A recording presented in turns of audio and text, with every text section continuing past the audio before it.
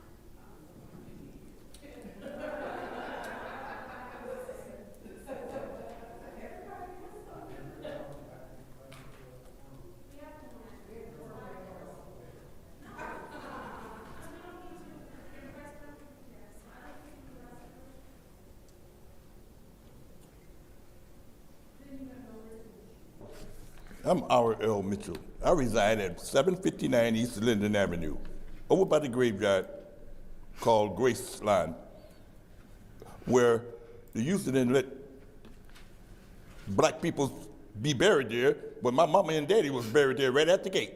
And I just wanted to put that on record. So about the situation in Oak Park, we the people appreciate you for saving Oak. You council people saving Oak Park over there on the north side, over there where the job co-op at, and the fireman that always he retired, but he came back on the force to make sure we Flintstone have the right employees in Flint to make sure we put the right chemicals in the water department over there, and make sure we have the right, but we under, the fire chief, you know who he was, because he said, my brother, Jack Allen Mitchell, not Jackass Mitchell, because the fireman always got a way of putting his words to make media talk about us Flintstones and Flint and all the stuff like that, arson. They're blowing up the churches now, and nobody found that can, the gas can, but the big dark guy, Woodson, and the Chief Green can't even find nothing. That's how Flint we coming. We got 30 churches in Flint gave that Peterson guy $20,000 apiece, and we went down to Florida and bought him a big house, over $350,000. Yeah, a million. I can't do too much figuring, but time he got the money, he went and he trying to make every preacher concerned pastor look like okie dokies because they are mad because they don't have to pay no income tax. And the land bank, they just let the land bank have their way, but the land bank can't deal with the churches because we got some militant pastors in Flint, but they ain't showing they cover yet. Maybe they'll show they cover tonight when you push them the wrong way. Like you push Tarzan the wrong way and you got 2 strokes. And she ain't here today. First ward, second ward, and third ward. Whoever heard of such a thing? Try to jump on the 8th ward councilman and him and his brother, and the guy got caught 2 strokes and he still came back, and the dude getting paid big time, talking about choking people. Places at work. Time to give Miss Winfrey Carter a chance. That costed Sandy and Brooke a 1-year probation term. I think that's not acceptable. That was a mistake of the city clerk because she couldn't read something and she didn't do anything about it. And then, of course, you know, they got their warnings and they were told to be arrested and things like that. That is not acceptable. I personally will be reaching out to them and giving them a name of a good attorney. Public defenders, so that don't help you much. They're just public defenders, so that don't help you much. They're just looking for a quick, who can we get to make a plea real quick. So the one thing Judge Maribel did say is he asked them where they lived. And they said they lived in Burton. He said, well, why are you going to the Flint City Council meetings? Everybody has a right to be in these meetings. I don't care if you're from Flint or if you're in the outside area. We're all affected by what happens in the city of Flint. The local areas are. I had some words for Lion Leon the felon tonight, but he's not here.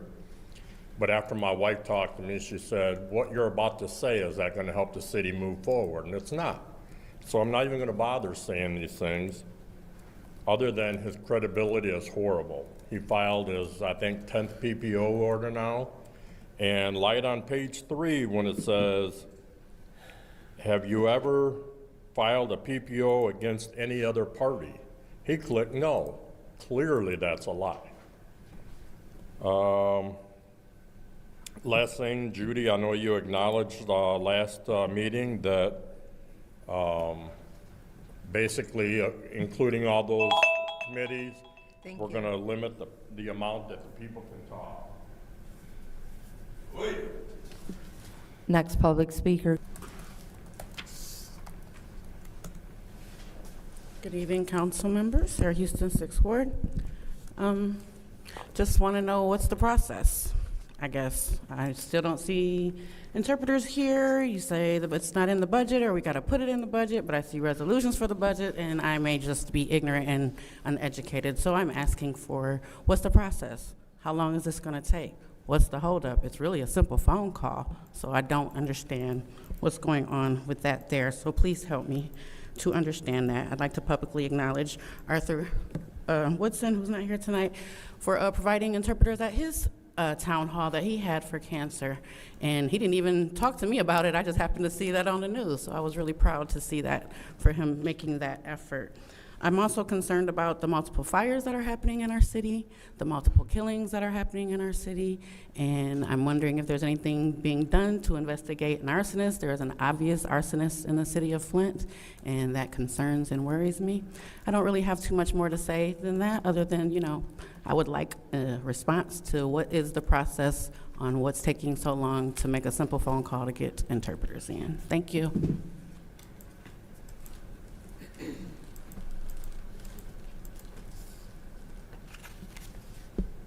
That was the last public speaker. Thank you for everyone who came out and spoke. It's now time for council response. Council members may respond once to all public speakers only after all public speakers have spoken. An individual council member's response shall be limited to 2 minutes. Does anyone like to speak? Madam Chair. Go ahead. Thank you. I do want to, Ms. Houston, on Monday, I will set aside some time to make sure that we get you an answer. We will make sure that happens in special affairs. And then as far as the arson that's happening in this city, I do know that they are actively working to catch the persons, because it's more than one person responsible. There's no rhyme or reason for why people set fires. I know that sometimes people take the attitude of, oh, they were tired of having a dilapidated house next to them, but they also don't think of the risks that come along with that. And so because we understand that people may be frustrated with the appearance of a building, that sparks illegal behavior. So one of the things that we're also going to do Monday, myself and Councilwoman Priestley, the land bank will come before us on Monday, and they will give a presentation. They are going to talk about what's happening with the money that was given to them for demos, where they are with their demos. And if you all have any other questions that you would like to have answered, please let one of us up here know, and we can add that to the list of things we would like for them to speak about. But as it stands right now, there will be a presentation from the land bank on Monday to discuss, because a lot of the property is their property. And so that, I think that will also aid us in figuring out what to do about arsonists. But on Monday, we will also get an answer as far as the interpreter. Thank you, Madam Chair. I yield. Thank you. Anyone else? Madam Chair. Go ahead. Thank you. Thank you for everyone who came and spoke. It is cold out there, so it is an effort that you have made to be here, and I want to make sure I acknowledge you. In regards to Ms. Houston, we're waiting on the clerk. And she's not here today. She's at professional training today, so she cannot be here. But we're still seeking an answer. I know her date, I believe, was for next year, but we've asked, before then. And the other issue was how would our cameras, there would have to be with our IT to have a camera that is just fixated on the person, because the cameras move. They're not. There isn't like a stationary one. If there was, if a person. So there has to be some thought going into it. In regards to the arson, in May, I asked the Flint Fire Chief, "What are we doing because we have a problem with arson?" He stated on record, nothing. We do now know all these homes are not land bank homes. Some of them are private owners. A home on Hamilton, 2 of them were by private owners. Swanson's was owned by Swanson's. It was not owned by land bank. And so we look at all of the different ones. We've had a problem with arson for a long time. So if I have not heard of a plan, seen the plan during budget hearing. I asked of a plan, and he stated there wasn't one because we had a lot then. But I do know Saturday, Thanksgiving Day, there was a lot of fires. We were out handing out food to the homeless, hot meals, and literally ML King Street was lit up with fire trucks, Rankin Street, Genesee Street. So there's Hamilton all the way over to McClellan, and we see there's a square area being burnt out and set on fire. And I don't think that's by accident. They're clearing it out. Is there anyone else? Anyone else? I'll take a few minutes in regards to the arsons and the fires. I know that I drove down Woodrow Avenue a couple weeks ago and saw one that just started, and there was homeless people living in that home, and they were trying to keep warm or cooking. I don't know which, but they came running out of the fire. I think it was a total accident. I think that's what some of them are, but there are arsonists out there. We know that. And every time I go to, I speak to the fire chief, I ask him about it. What are we doing? We've got to prosecute them and make an example of these arsonists. And I've been pushing that since the day I was elected, especially since the east side had the majority of the homes. Luckily, most of those are now gone, but there's still plenty left, plenty left. And I think that's all, and regarding, we are working on the budget piece to find the funding to pay for interpreters, because that will not be a cheap situation. And we do not have the money in our current budget to do that. So we are working on that issue, on the interpreters. Thank you. Okay. It is now time for the consent agenda. I will entertain a motion to. Motion to approve. There's a motion by the councilwoman in the 7th Ward to approve, to send to council. Absolutely, to city council, I'm sorry, yes. Is there support? Support. It's supported by the councilwoman in the 6th Ward. Is there any separations?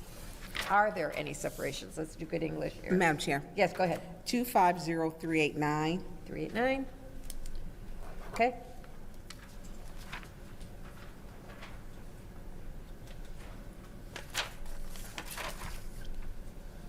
And that is, that's it for me. Okay, is there any other separations?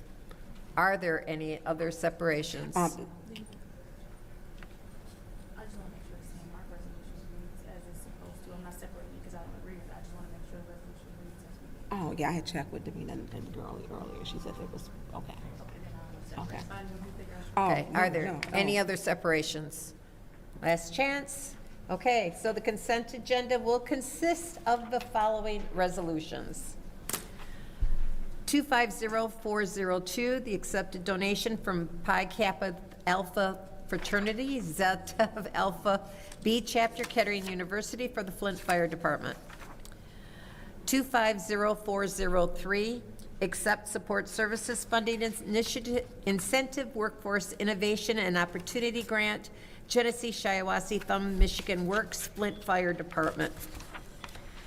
250404, accept support services funding incentive workforce innovation and opportunity grant, Genesee Shiawassee Thumb Michigan Works, Flint Fire Department. 250405, contract with Crim Fitness Foundation for the Flint Recast community-based mindfulness trainings. 250406, grant acceptance, fiscal year 26 budget amendment, CS Mott Foundation for event policing and public safety. 250407, contract with Senatorial Great Lakes installation and monitoring security systems for McKinley Center and Haskell Center football field. 250408, contract with Genesee Health Systems, Flint Recast community-based mindfulness trainings. 250409, contract with Trio Paint, general contractor services. 25040410, contract Greater Flint Health Coalition, Flint Recast program evaluation. 250411, Reliant Fire Apparatus of Michigan, purchase of a Pierce Pumper Fire Apparatus, Flint Fire Department. 250411, Reliant Fire Apparatus of Michigan, purchase of a Pierce Fire Oh, it's duplicated. Thank you very much. I didn't see that. I was reading it and I went, isn't that the same? I only saw one when I got the initial resolutions. The last one is 250415, reallocation of ARPA funds, St. Mark's Missionary Baptist Church's Community Outreach Center. And this is the roll call vote to send the consent agenda to council. Mr. Al-Alamin is not in. Ms. Lewis is not in. Ms. Johnson is not in. Ms. Priestley? Yes. Ms. Winfrey Carter is not in. Ms. Burns? Yes. Ms. Mashat? Yes. Mr. Pfeiffer? Yes. Mr. Jared? Yes. 5 yes, 0 no. The vote is 5 yes, 0 no. Those resolutions will go to council. Our one and only separation is 250389, grant extension budget amendment, 2022 BJA fiscal year 22, Office of Justice Programs, Community-Based Violence Intervention and Prevention Initiative through September 30th, 2026. I'll entertain a motion. Madam Chair, Go ahead. I make a motion that we send to council. There's a motion on the floor to send 250389 to council. Is there support? I'll support it. I'll support it. Is there any discussion? Ms. Burns, you separated that. Would you like to start the discussion? No, because I'm not supporting it at this time. Okay, So I wasn't passing in the consent agenda. okay. Yeah. Madam Chair, Yes. I'd like to make a motion to keep 250389-T in finance. So there's a motion made by the councilwoman in the 7th Ward to keep in finance. Somebody leave here. She Is needs there support. support? Support. Supported, I heard the councilman in the 8th Ward first. All right, this is the vote to keep 250389 in finance. Mr. Al-Alamin is not in. Dr. Lewis is not in. Ms. Johnson is not in. Ms. Priestley? Yes. Ms. Winfrey Carter is not in. Ms. Burns? Yes. Ms. Mashat? Yes. Mr. Pfeiffer? Yes. Mr. Jared? Yes. The vote is 5 yes, 0 no. The vote is 5 yes, 0 no. Madam Chair. Yes. Did you get the supplemental information that we?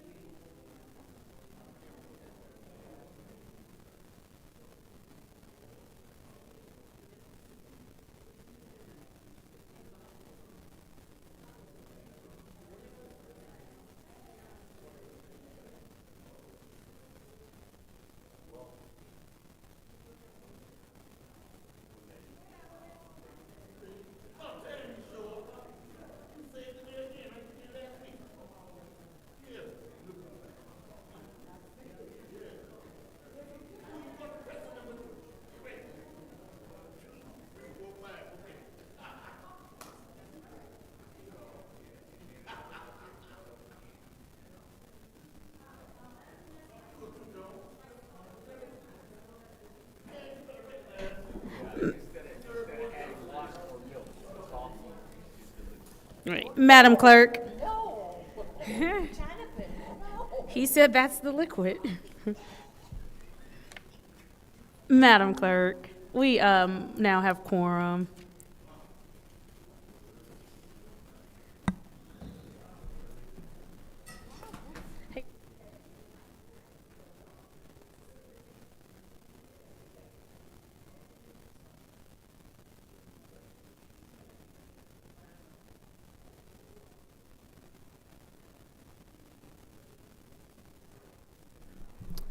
Okay, let me see.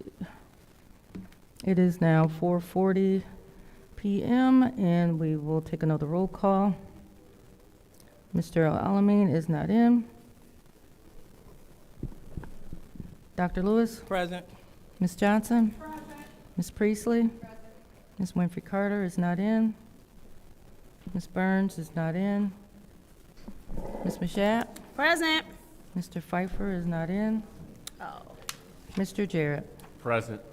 You have 5 members present. We have 5 members present. It's now time for the reading of the disorderly Persons City Code subsection.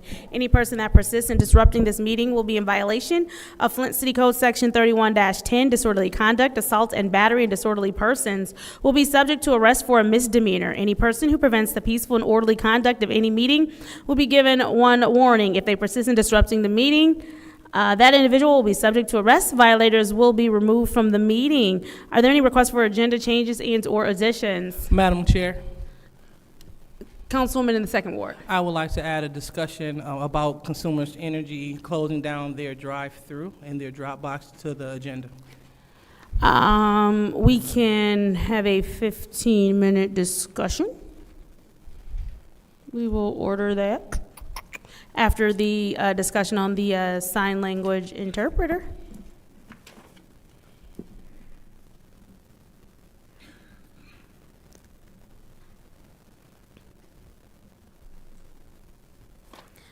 All right. Are there any more changes and/or additions? Seeing as how there are no more changes and/or additions, we now have a presentation from the Genesee County Land Bank. It's expected to be a 30-minute presentation to the Flint City Council and the community at large by the Genesee County Land Bank. I do believe there's a representative from the Land Bank with us today. And again, that is 30 minutes. And we will go ahead and turn it over to, I'll let you introduce yourself. I was about to say it. Go ahead. Hi. Excuse me. My name is Karma Lewis, and I am, okay. All right. I'm Karma Lewis, Community Relations Manager for the Genesee County Land Bank. And I'm here to share some information, and hopefully I'll have all of the answers that you're asking for, but if I do not, I will get them to you in writing. As you know, the Genesee County Land Bank receives properties from the county treasurer after the previous owners have stopped paying their taxes and the property reverts back to the treasurer. The properties do not come to the land bank with any type of funding to address maintenance.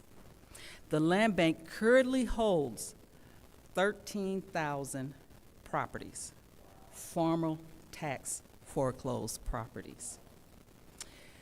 We work very closely with partners, including the city, to secure resources to maintain those properties.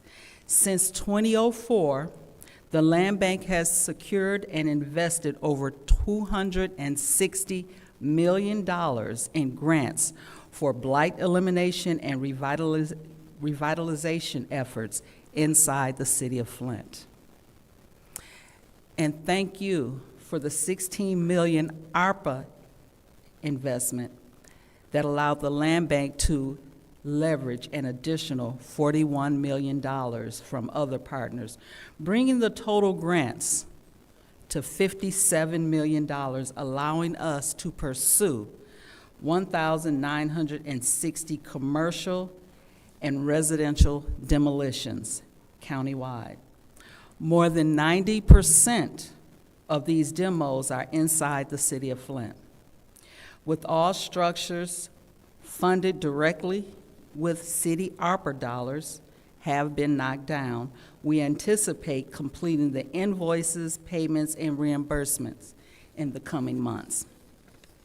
We aim to complete all other grant-funded demo projects by the end of 2026.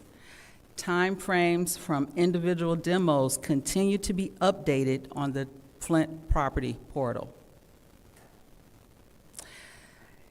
Okay, as of Friday, December 5th, we've had 1,773 blighted structures prioritized for demolition. 1,722 of those were residential and 51 were commercial, including 91 recent burned and dangerous emergency demos. We have demolished 1,506 structures. That includes 1,460 residential and 46 commercial. Under contract and in progress, we have 200 demolitions. There's 115 properties that are on bid or about to be released for bids. And we're preparing another 134 properties for demolition. We have managed to remove 88 structures from the demo list.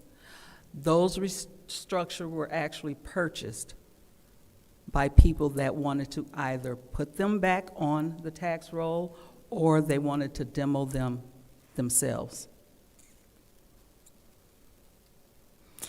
As the ARPA and match-funded demolition program winds down the next year, we continue to actively pursue additional funding to address the remaining blighted structures. At present, about 1,455 land bank-owned structures still require demolition in the city of Flint alone, requiring us to secure additional funding. The Land Bank is currently using the Flint Property Portal to conduct a citywide housing condition inventory. The housing condition inventory was previously completed by the city of Flint. It updates the conditions of more than 50,000 properties.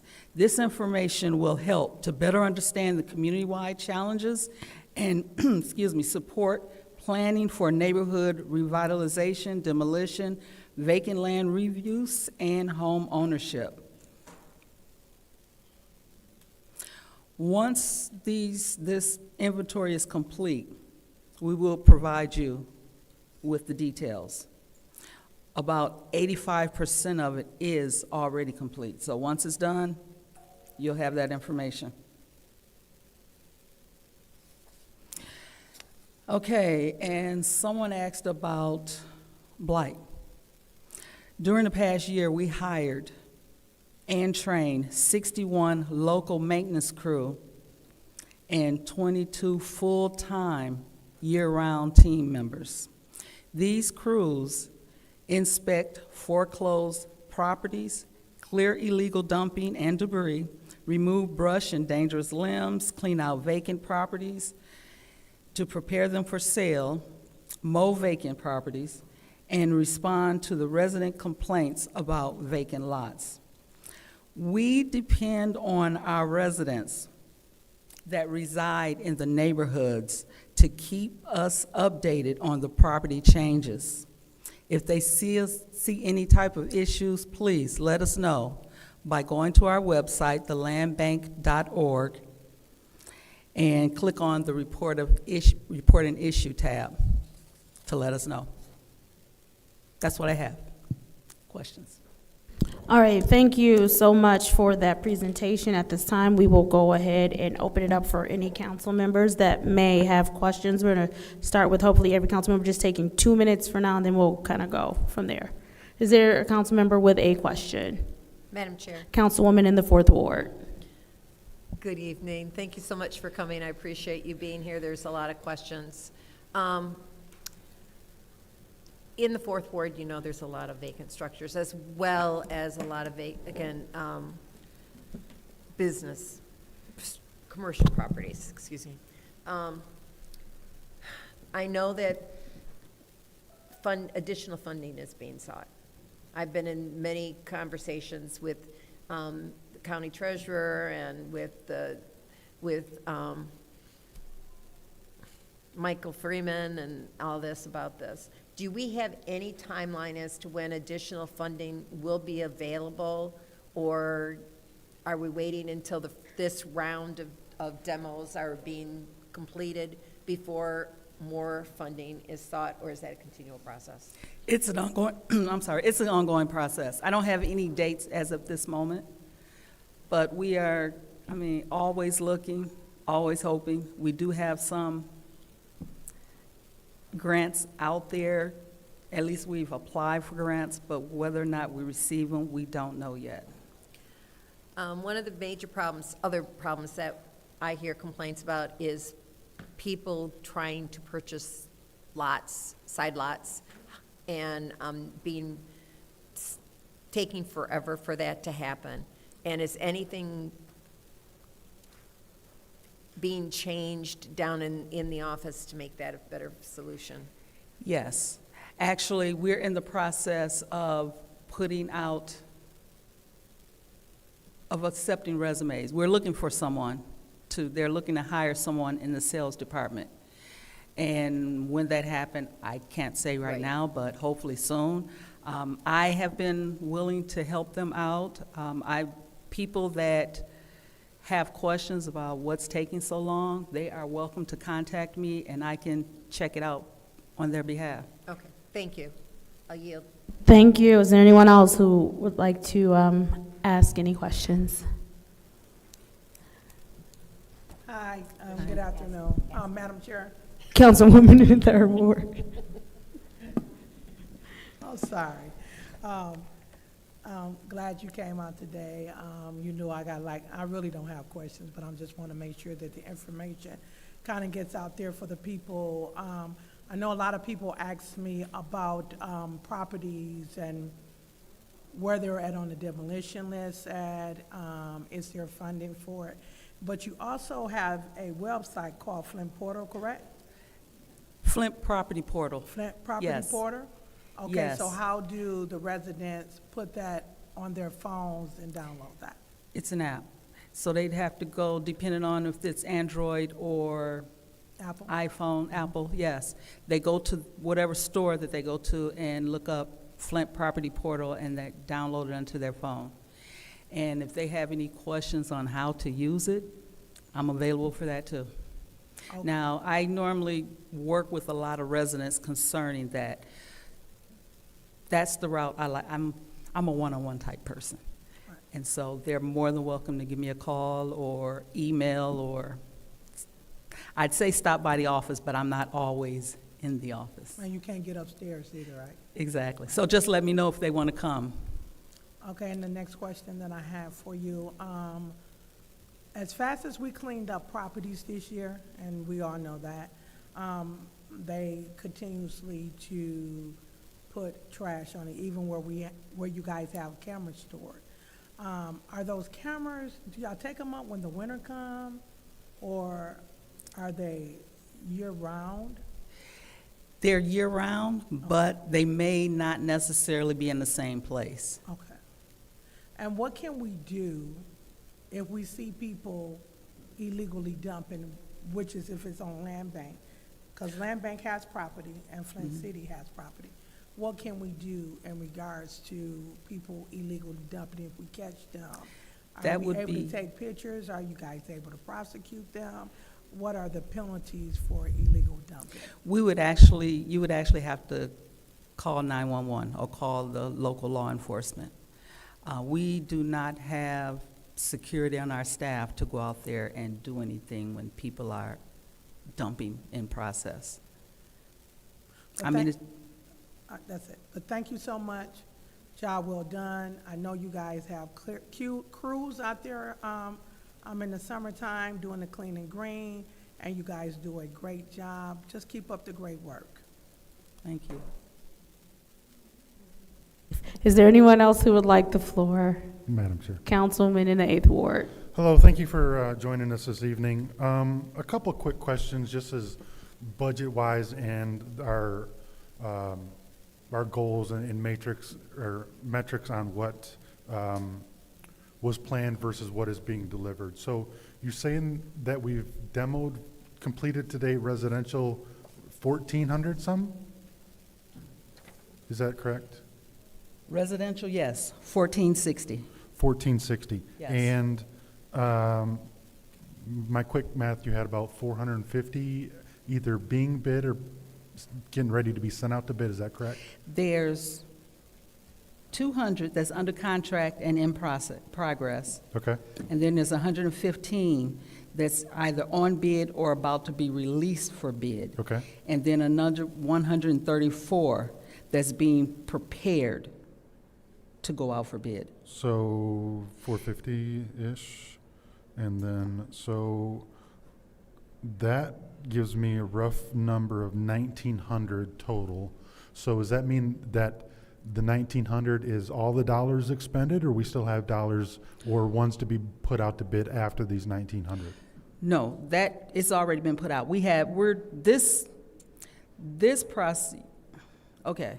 The ones for the ARPA funds, that's complete. Those have already been out. We are invoicing, doing the final invoicing, so the work has already been done. What do you mean? So 1,400, so all of the ARPA dollars are done? Yes. Because we were promised 2,200 under the ARPA dollars. Okay, I'm not sure what you were promised, but I just know that I'm like, those are. that's every news outlet in the city and some outside of the city that the 16 million, we were 2,200, and now you're saying it was only basically a little bit more than half of what was promised? 1,500 structures have been demoed for the city of Flint. Oh.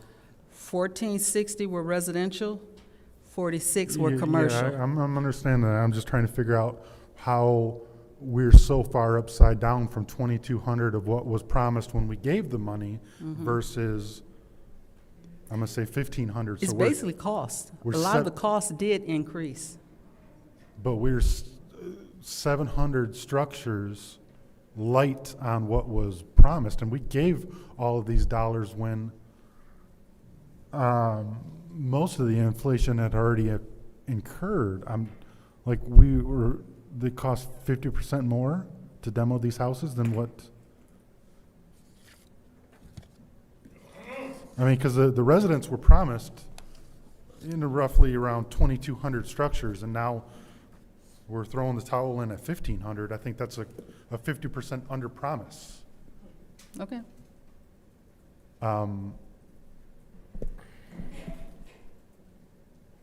Wow. Wow. Point of information. What is your point of information? I've been in a couple of meetings with the land bank and the administration, as a couple of weeks ago, actually, I was in one. And I think that the number of properties that are coming down is still the number that was requested, but it's that the bidding process goes out in chunks. And so my understanding from those meetings is that those number of houses are still coming down. I don't think that it's quite clear on the funding, how they're billing out the expenses, but those are still coming down. So do you have funding for 2,200? I'm not sure whether there's a question in there, but do you guys have the funding for the 2,200? That I'm not sure. I can't answer that right now, but I'll check and find out. Okay. Because I believe that with the ARPA that we gave and that Mott gave, like, I'm looking at the city press release, and then this will fund demolition for 2,200 land bank properties.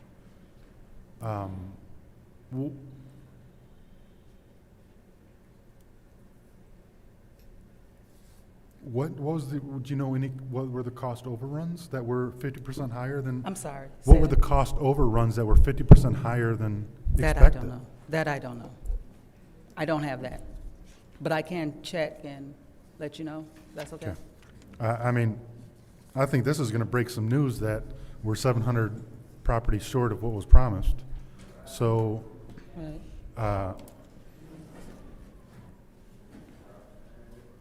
so you're saying that the average demolition was, if we only got 1,500, the average demolition was $10,000? Yeah, that sounds about right. Yeah. Wow. Okay. Well, I think you're breaking news tonight, and there's going to be a lot of very, 10 is not low. There's going to be a lot of angry people. Thank you. I yield. Thank you. Is there anyone else? Madam Chair. Councilman in the 9th Ward. Thank you. Good evening. How are you? Hi, pretty good. I guess my first question is this. The 1,500 demolitions that have taken place between the commercial and the residential.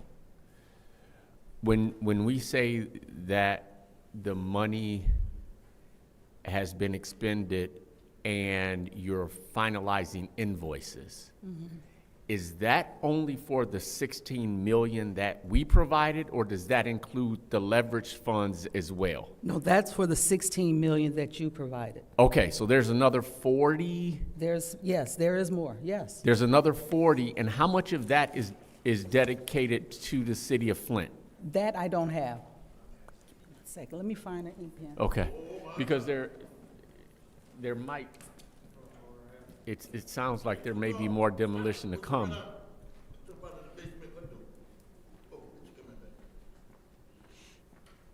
Sorry about that. So we haven't expended the entire pot of money, including the leverage funds. Correct. Okay, now, was that pot of money, 56 million or so, was it all to be for demolition, or were there other maintenance and those type of allocations as well? As far as I know, it was all for demolition. Okay. But 10% of that, of the 57 million, was out county. 90% of it was for the city. Okay. And when we're talking about the demolition being complete in 26, that does not include the other 40 million? Correct. That includes, the funding that will complete by the end of 26 includes the additional 41 million. So it does It include yes. the. Correct. Okay, so I'm just in my mind sort of adding things up. So over how many years have we been doing demolition with the ARPA monies? When did we, I'm not sure. okay. I'm hoping you guys will have a better answer to that, because I'm not sure when I'm they trying to came. understand if we've completed 1,500 over the last several years.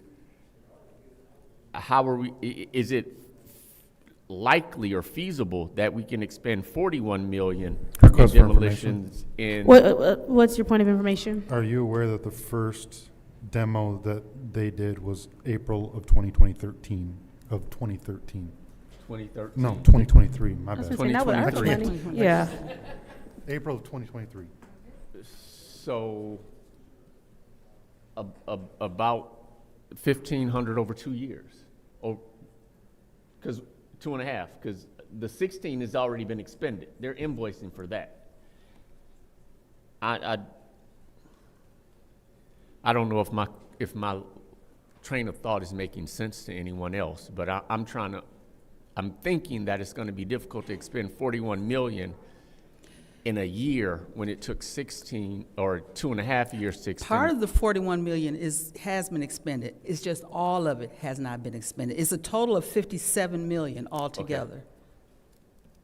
So these 1,500 demos, are those the total number of demos that you've done, or the total number that you've assigned to the city of Flint's ARPA dollars? Those are the total that has been completed and assigned to the city of Flint.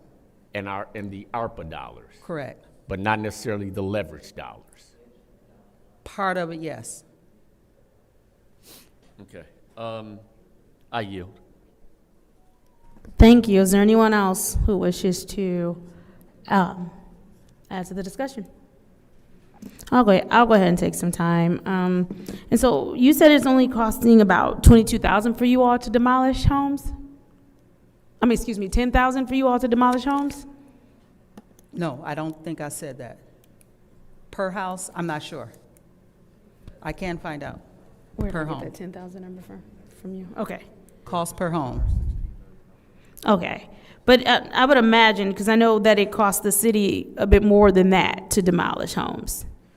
And so I'm just wondering if you run around or about the same amount that the city. You don't know. Okay. My next question obviously the land bank, they have that new development downtown next to us, was still downtown. And I'm just wondering, because in the past, one of the things that people have had issues with, which my colleague brought up, was people being able to purchase homes. And so I'm just wondering if you all are now in the development game and people want to purchase lots where there's a lot of empty land, how are you doing that? Because it would seem that the residents should still be able to purchase purchase the land if they still want to purchase it. So how does that work? Definitely. We have applications that they can come and fill out to purchase property within the city. We wish more people would definitely do that. So I do know, thank you for your answer. Okay. I do know that residents have tried and have been told if you're not adjacent to said lot that you can't purchase it. And that also residents have been told that some lots were being held back for development. And so I just want to make sure that, let's start at the beginning. What is the motto of the land bank? Because I know initially the land bank was not put in place to develop. And so how does this work now that the land bank has decided to be developers? Because there are a lot more stringent rules on how people can and cannot purchase property. And I just don't want it to be because of a competing interest that people are not allowed to purchase property. Now, I think there's a misconception. The side lot program is specifically for homeowners to purchase adjacent side lot. But if someone wanted to purchase property that was not a side lot, they are able to do that. It's just, they have to purchase it at market rate.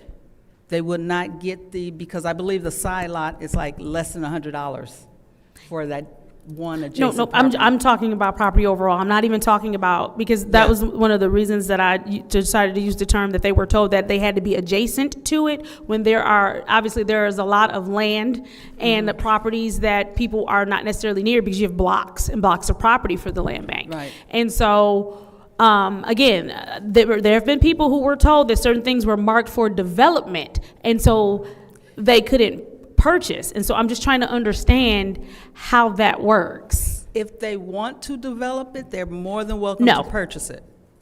But it's not the way it is, if there's there's some areas of Flint where there's an entire block. Correct. That's vacant.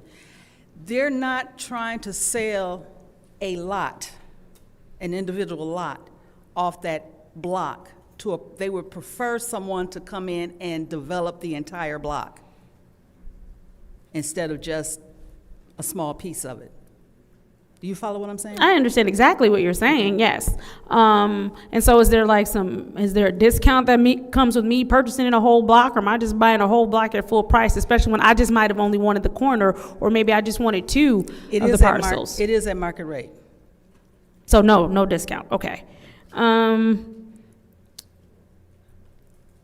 And then, I know the answer to this, but I know a lot of community members, and congratulations on having 22 full-time crew. That's actually really happy. That's actually really good news. And then also with the 61 local maintenance people, that's good to hear as well, because one of the issues that we do run into is with land bank property. And I know you said that you all have 13,000 properties owned by the land bank, right? And I think you said 60% of that is in Flint. No, that was the demo numbers, but you had 13,000 owned by the land bank in the city of Flint. Right. And so I know that's a lot of property to keep up with, especially if you only have like 61 people or only 22 people doing something. And so what happens when you have land bank property where the trees are, now growing onto someone else's fence or the brush or something, and it happens to be a problem for someone else's property, and sometimes residents are told that it will be taken care of, but then we're a year or 2 years out, and then they don't do the pass-through. And I understand why, you may be limited to how many times a year you can, but what happens then? Okay, I'm not sure if So there, okay. Now, go ahead.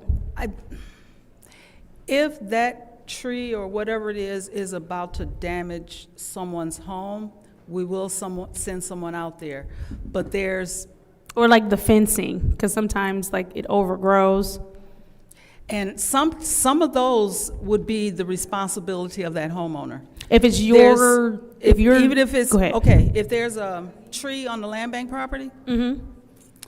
and that tree, if that tree is going to fall, we will come out there and take care of that. But if that tree, if it's some limbs that's growing onto the neighboring property, it's the neighboring property owner that would have to take care of that part of that tree that's on their property. I know, I don't like it either. Is there a reimbursement program if I'm taking care of your tree? No, because they consider it as you're taking care of the part that's on your property. And whatever is on your property would be your responsibility. Understood, but here's the thing, it wouldn't be on my property if you were taking care of it. So if, you see what I'm saying? And not you, Karma, but Yeah, I know. Land Bank, the entity. So, okay. And then I know that there are partnership opportunities with the community. I do want to give you an opportunity to talk about that because the Land Bank does have a lot of good opportunities for partnership with the community. So if you want to take some time to just kind of talk about some of the programs that you all have. Well, one of my favorite programs is the Clean and Green. Okay. The Clean and Green program, and that's where residents are encouraged to participate. Resident groups, some of our council people are a part of that also, and they receive a stipend for maintaining each property. One full land bank property would receive a $25 I want you to be stipend. able to finish, and Councilwoman Burns just walked in. Can we do 10 more minutes? What does everybody think about that? Motion to extend 10 minutes. Thank you. Is there support? Moved and properly supported by the councilman in the first ward. Roll call, Madam Clerk.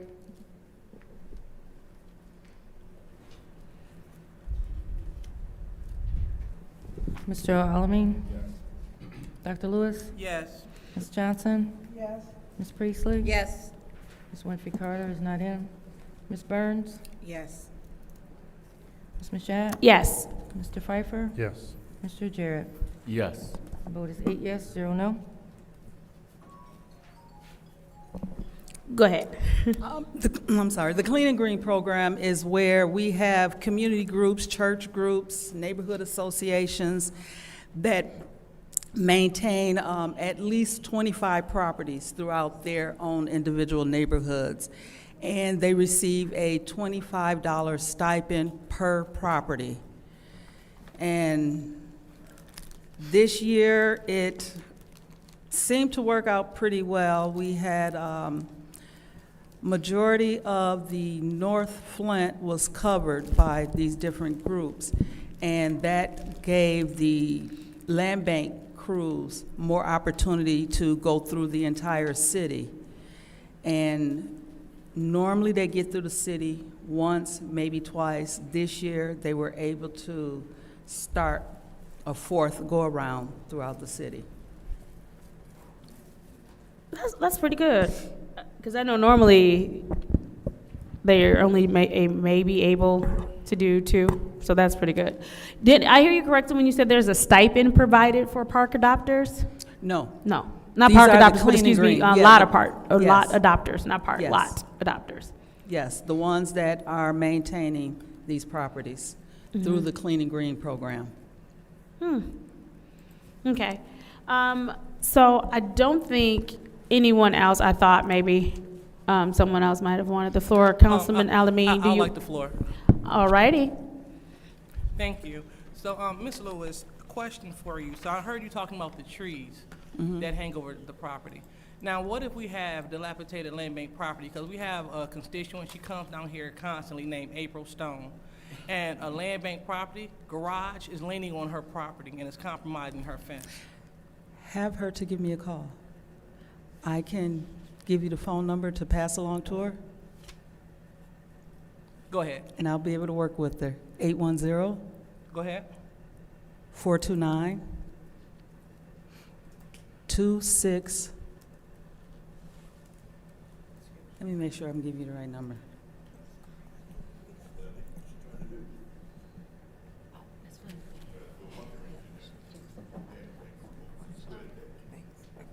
810-429-2674. 2674. Okay, Yes. thank you so much. And that is for any City of Flint resident that has any question, because I know a lot of them hear it. I'll repeat it one more time. 810-429-2674. All right. Thank you, Ms. Lewis. Thank you, Madam Chair. All righty. Councilwoman Burns, I know you said you didn't want the floor. Councilman Alameen, you also didn't take any time, so when she's done, it's open to you if you would like. Councilwoman Burns, go ahead. Thank you. Hi, Karma, how are Hi. you? Pretty good, thank you. One quick question, because I know you are always readily available and you always take calls, and I appreciate that you do that. My question is something that is recent. I am really concerned about the number of homeless people in these properties and the properties that they're setting on fire. Is there someone who is going around checking them? Because what I have learned with the ladies with the Color of Law Coalition, literally picking up a homeless man, Tanya Jones gave her boots off her feet to a young lady, which I learned when they don't have shoes on, mostly those women are trafficked. But there are people living in those homes. I mean, literally places that I have ridden by. I have technically 3 on Ballinger. I have people living in a land bank property, and it's near a food source because they eat out the dumpster. And so, I think this problem is bigger than you, it's bigger than council. It is literally something that has to be worked on together, but what is the policy? Because I almost feel like when you put them out, the shelters don't have room. So what is the land bank's policy on homeless people if they're living in the homes? Because I get it all the time when people say, oh, there's squatters living next door. But then too, and they tend to stay in homes which have natural fireplaces so that they can burn a fire for warmth. So what is the land bank's policy on that?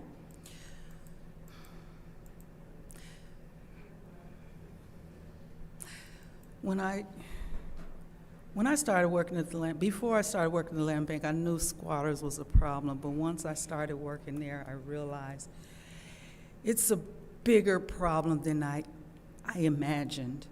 And people, what we are trying not to do is make this, homelessness is not a crime. Right. And we've connected with the resources. I have connected with the resources that are out there in order to get these resources to people. We have not been legally evicting people, because once we tell them that you cannot stay here, they leave. Whether or not they go to a different land bank property, we think that is really what's happening. They leave for one property and go to another. We've been working with GHS to get people help. So that's where we are right now. So it is a big problem in the majority of these properties.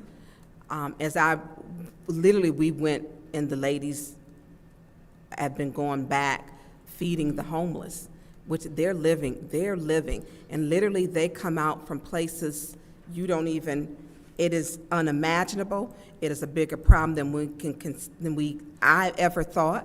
It's heartbreaking. And then when people live, their food source is a dumpster. And so I will follow up with you, but that's, and it's hard when I get a resident say, well, they're squatters, and I know the shelters are full, that they are not taking people. And then I had a conversation Friday, which was, hey, we will take the women and we'll take the children, but the men are kind of gonna have to be on their own. And that's what I was told. If they're out there, and it's cold. And so I will follow up with you, and we'll have a conversation, because the city needs to work with the land bank to develop a plan. We've got almost 400 churches here, to request the churches to open up their doors. You gotta have the heat on anyways, to open their doors to allow them to come in. If we get one church for one day a week, that's only 7 churches. And if we can get volunteers, but our homeless problem is huge, and a lot of them, they know their land bank properties. And that was just my concern. And then also with the fires. Is the land bank, have they initiated or requested an investigation for all the arson fires? We were out feeding the homeless, Rankin, Genesee Street, literally from McClellan to Hamilton, that square was just ablaze. I mean, every fire truck and then other communities were there to help, other agencies. I mean, is anyone initiating, hey, we need an investigation to find this arsonist? Yes. We have a gentleman on staff. His name is Dwayne. He's been spearheading that particular effort. Okay. Thank you. Thank you. For that. Thank you. Mr. Alameen, you are the final person who has not had a chance to. Thank you, Madam Chair. Ms. I didn't know Lewis, if you how wanted doing? to. My only question, I get a lot of calls from residents, a lot of blighted properties and things like that. And a lot of times I work with the Blight Department, I also work with you guys over at Land Bank, spoke with Nick, Michael, everyone. A big issue though, what we're running into is like if I reach out to the city and we find out it's a land bank property, they can't touch it. And then vice versa. If I reach out to land bank, if it's a city property, they say they can't touch it because of policies. My question is, are you guys having any conversation to maybe coordinate that better regardless who owns the property, maybe put something in place so we can like just take care of the problem and get it done, get the blight and things eliminated or properties boarded up where these burnt up structures and things are? No, I do know that the land bank and the city's blight department already work together. If there's a property that the city is working on and there's a problem, a land bank property next to it that there's an issue, they will give us a call and let us know while they're there so we can work together on that. That has been happening. Okay. I just think it definitely needs to be a little more coordination because it's several and we get this back and forth, residents who reach out and I'm trying to assist them, and it's like we keep running into these roadblocks. I don't know where it's maybe the ball is dropping, but definitely if you can look into that, greatly appreciate it. Okay. You wrote my number down. Give that number to, now, Michael Freeman, he normally works with you guys, from what I understand. I tend to work with residents, so if you get tired of them calling you, give them my number. I'm here. And then we have some new flyers coming out. I printed a copy for you guys, so at least you can see them ahead of time. Okay. Thank you. Yeah. Thank you. We do thank you so much for coming in and speaking with council. This special order was per the the council finance chair and myself. So thank you for your time. I do ask, because we're gonna go into public comment, there may be some comments that they want to make regarding that. If you could just stick around at least until after council response, that would be great. Sure will. Thank you so very much. It is now time for public comment. Members of the public who wish to address the city council or its committees must register before the meeting begins. A box was placed at the entrance to the council chambers for a collection of registrations. No additional speakers or slips will be accepted after the meeting begins. Members of the public shall have no more than 3 minutes per speaker during public comment, with only one speaking opportunity per speaker. First public speaker, Madam Clerk. First speaker is R.L. Mitchell.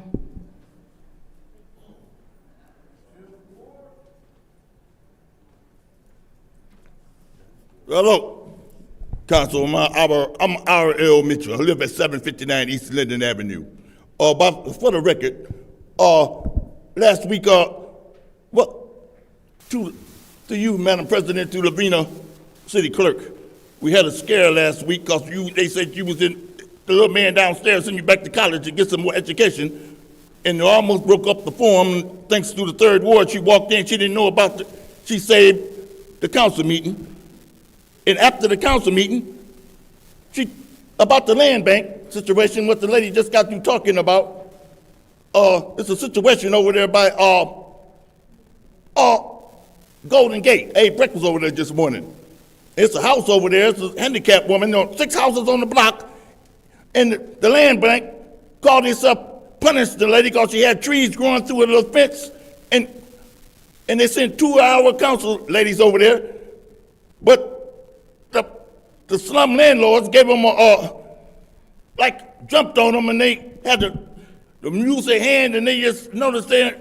And what I hear about this lady land bank trying to take up for the people, they usually send them to court, give them a $250 ticket, and a tree over there, and the woman, and then Miss Burns said she got to go to court.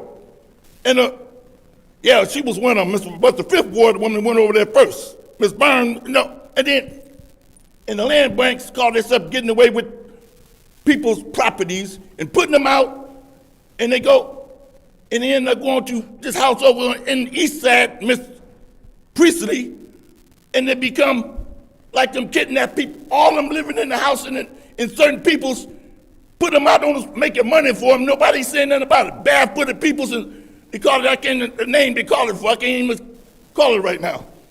I don't know what that, but another thing, through you, Madam Chair, to the President, Lavina Donahue, I went after the, you talking about the property in the middle of downtown Flint.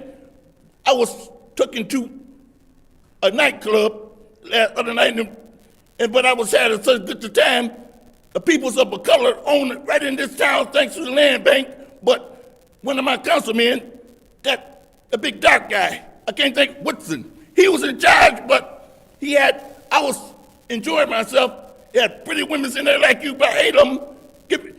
But I was concerned about the popo, because Woodson gonna get his lick back.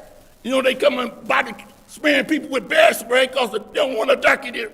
But I found out the council lady left her phone in the car. And that's when I said, we gotta go, because you don't know where help us go. And then, Thank you. Next public speaker, Madam Clerk. The next speaker is Stanley Wood.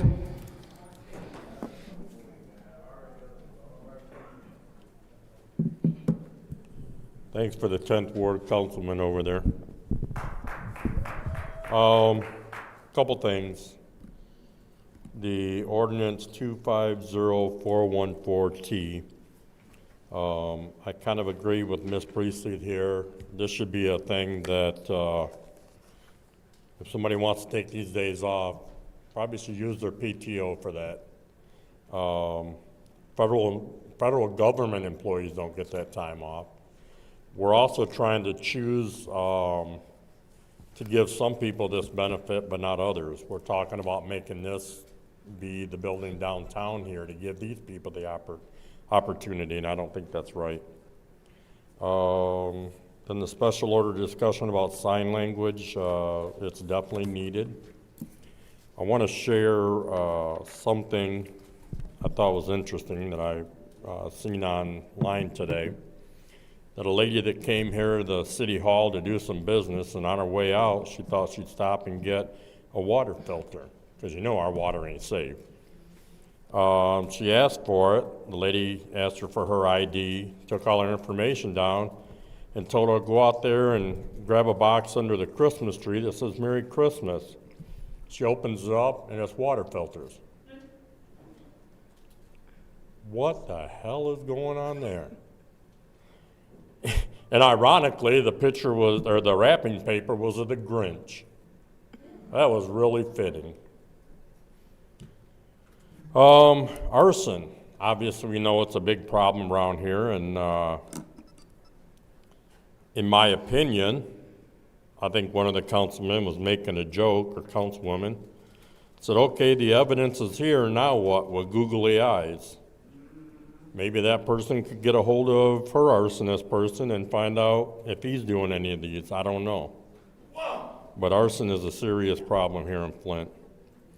And then for the people that believe that the first ward councilman is innocent until proven guilty, he should be having his trial by now, but his lawyer's trying to find a better deal. You don't find a better deal for somebody that's innocent. You find a better deal so they do less time in prison or plea bargain down to, you know, just a misdemeanor or something like that. Just my opinion.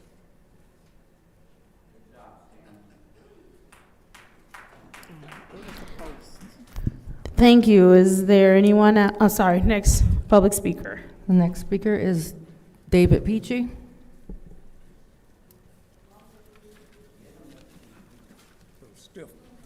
Yeah, Dave Peachy from the 4th Ward. I want to make some comments on the land bank. The land bank is the biggest ripoff this city's ever seen, and they're getting away with it. I live on the east side. Every other house has been burned down. A whole corner is burned down, right? Foundations, all is there. During this summer, they'd come over, and there's a practice over there. What they do, be on a corner lot. There'd be maybe 2, 3 houses that's burnt right down. They'll take one house, in the middle maybe, and clean it all up. Then leave the 2 vacant. They're right there with the heavy equipment. They could get all 3 of them, or 2 of them, 1 of them. They leave them corner lots a mess. They haven't improved the neighborhood. They've cleaned up some of it, made it look good. And she knows what I'm talking about. She don't say nothing, but she knows what I'm talking about. And it's so bad. They haven't improved a damn thing over there. There's houses that's been burnt for 10 years, still sitting there on a corner lot. But the house, you know, 100 feet away, they clean up. But the neighborhood still looks bad. People want to buy them properties, but would you buy a property if the lot wasn't cleaned up? I don't care how nice one is next to it. You can't build anything. You can't sell it, but it doesn't improve the neighborhood. I've seen that equipment over there sit, big bobcats, backhoes, everything, sit on a lot for a week, maybe even longer. I've seen these trailers come in that's got to haul all this junk away, double trailers, but they only fill one, then they pull away, then come back, you know, 2 or 3 hours later. We're paying for all that stuff. It's got to be costing a fortune to leave equipment sitting around like that. But my point is, they're not improving the neighborhood. It looks like they're doing something, but they're not. Matter of fact, they're burning more houses down. They just burned another one down yesterday on Franklin, or on Davison Road. There's no end to it. And you talk about squatters. Leave them squatters in there and burn the house down. They're the ones causing the problem. Yesterday, I was driving by one on Bennett. Don't sit there and laugh. There's a vacant house sitting there, been sitting there for years and years. It's been pretty nice. Well, I caught 2 black guys coming out of there yesterday with all the wiring. They stripped the wiring off. And I said, we stripped another house. They told me to get, you know, whatever. But I see this. Right next to that house, they've cleaned 2 lots out, and they drive all the way from Bennett right down to the Broadway. They've created a road to go from one place to the other. Nobody stops them. Land Bank owns that property. You know, they should be responsible for it. And it's just bullshit. Just come over there and see it sometime. I got pictures right now on my phone.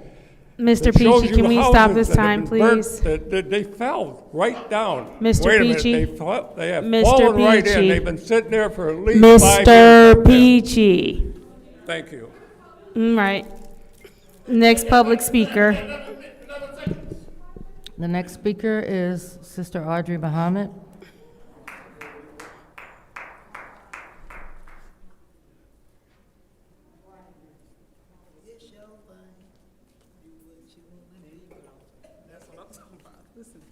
He's funny. He's funny. Good evening.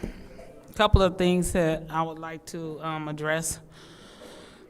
One is, and I will be following up with the Flint City Police Department. I filed a complaint on October the 31st. I know officers are here from a harassment from an officer who came here in the council chambers and harassed other people, but he was at my house.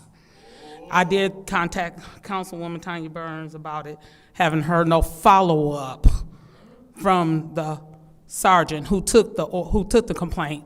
because he found out that the officer didn't have his camera on him, period, nor did he have his camera on. Couldn't find any tracking or anything from his body cam. But I showed him on my house cameras where this officer was in the driveway, and I addressed him by his name.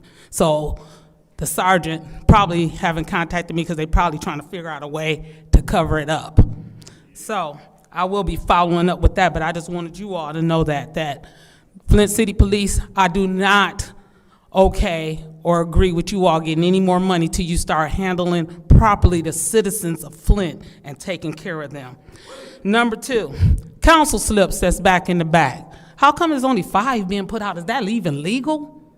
That's that a question for the legal team? Why are you all only putting out 5 and trying to limit the citizens of Flint from coming up and voicing their rights to complain or their concerns?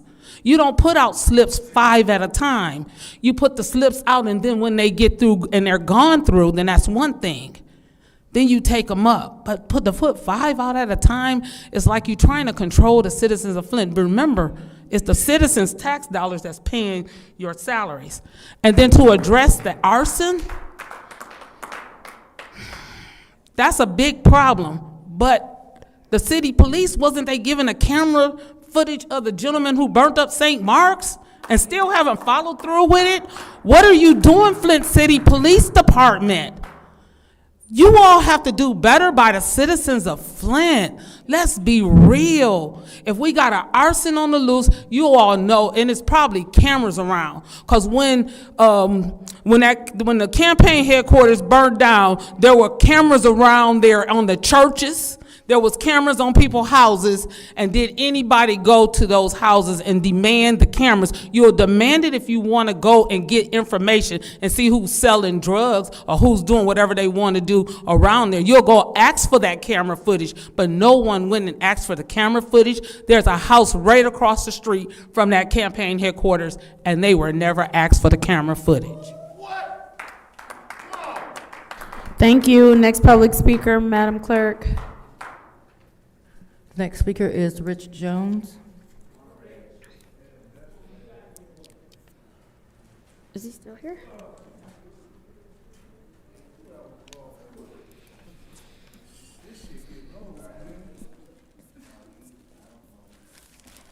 How y'all doing today? This something been on my mind for a long time, and that's the 3 minutes that we are allowed to speak. Because, I often talk to members who residents of our city, who used to frequent this city council chambers when there used to be a whole lot of interaction between the city council and the residents of Flint. And they told me that it was once a time where a resident would come up here and say something, and it would actually be interaction between that resident and the city council. And something else that is crazy, y'all only have 2 minutes to address us. And I talked to my sister, Miss Claire, last Wednesday, and I said, you know what? Me and you, we going neck to neck on coming up to the lecture and not get none of their 2 minutes. But you will give somebody that bring props 2 minutes, somebody that just has really nothing to do with city business to keep it real, far as improving the quality of life for the residents. And I just ask that y'all really start putting the residents first. A lot of y'all decisions are personal decisions, not what's best for the residents. That got to stop. Before I am in need of some help. Donald Trump has hit me too. Normally put out enough money to get 150 t-shirts with color designs that I like. This time, the 150 turned into 100, and the color design dropped down to black and white. So I appreciate y'all. And also, I got my Feed 60, that's coming up Christmas Eve. Still needs donations to make sure that's gonna happen. And then on March the 14th, we have our It Ain't Just You concerts are coming up. So just remember my Cash App, and it's capital U, capital F, capital T, capital L, and that stands for Uniting Flint Through Love. Thank you. Thank you. Next public speaker, Madam Clerk. The final speaker for this meeting is Tanya Jones.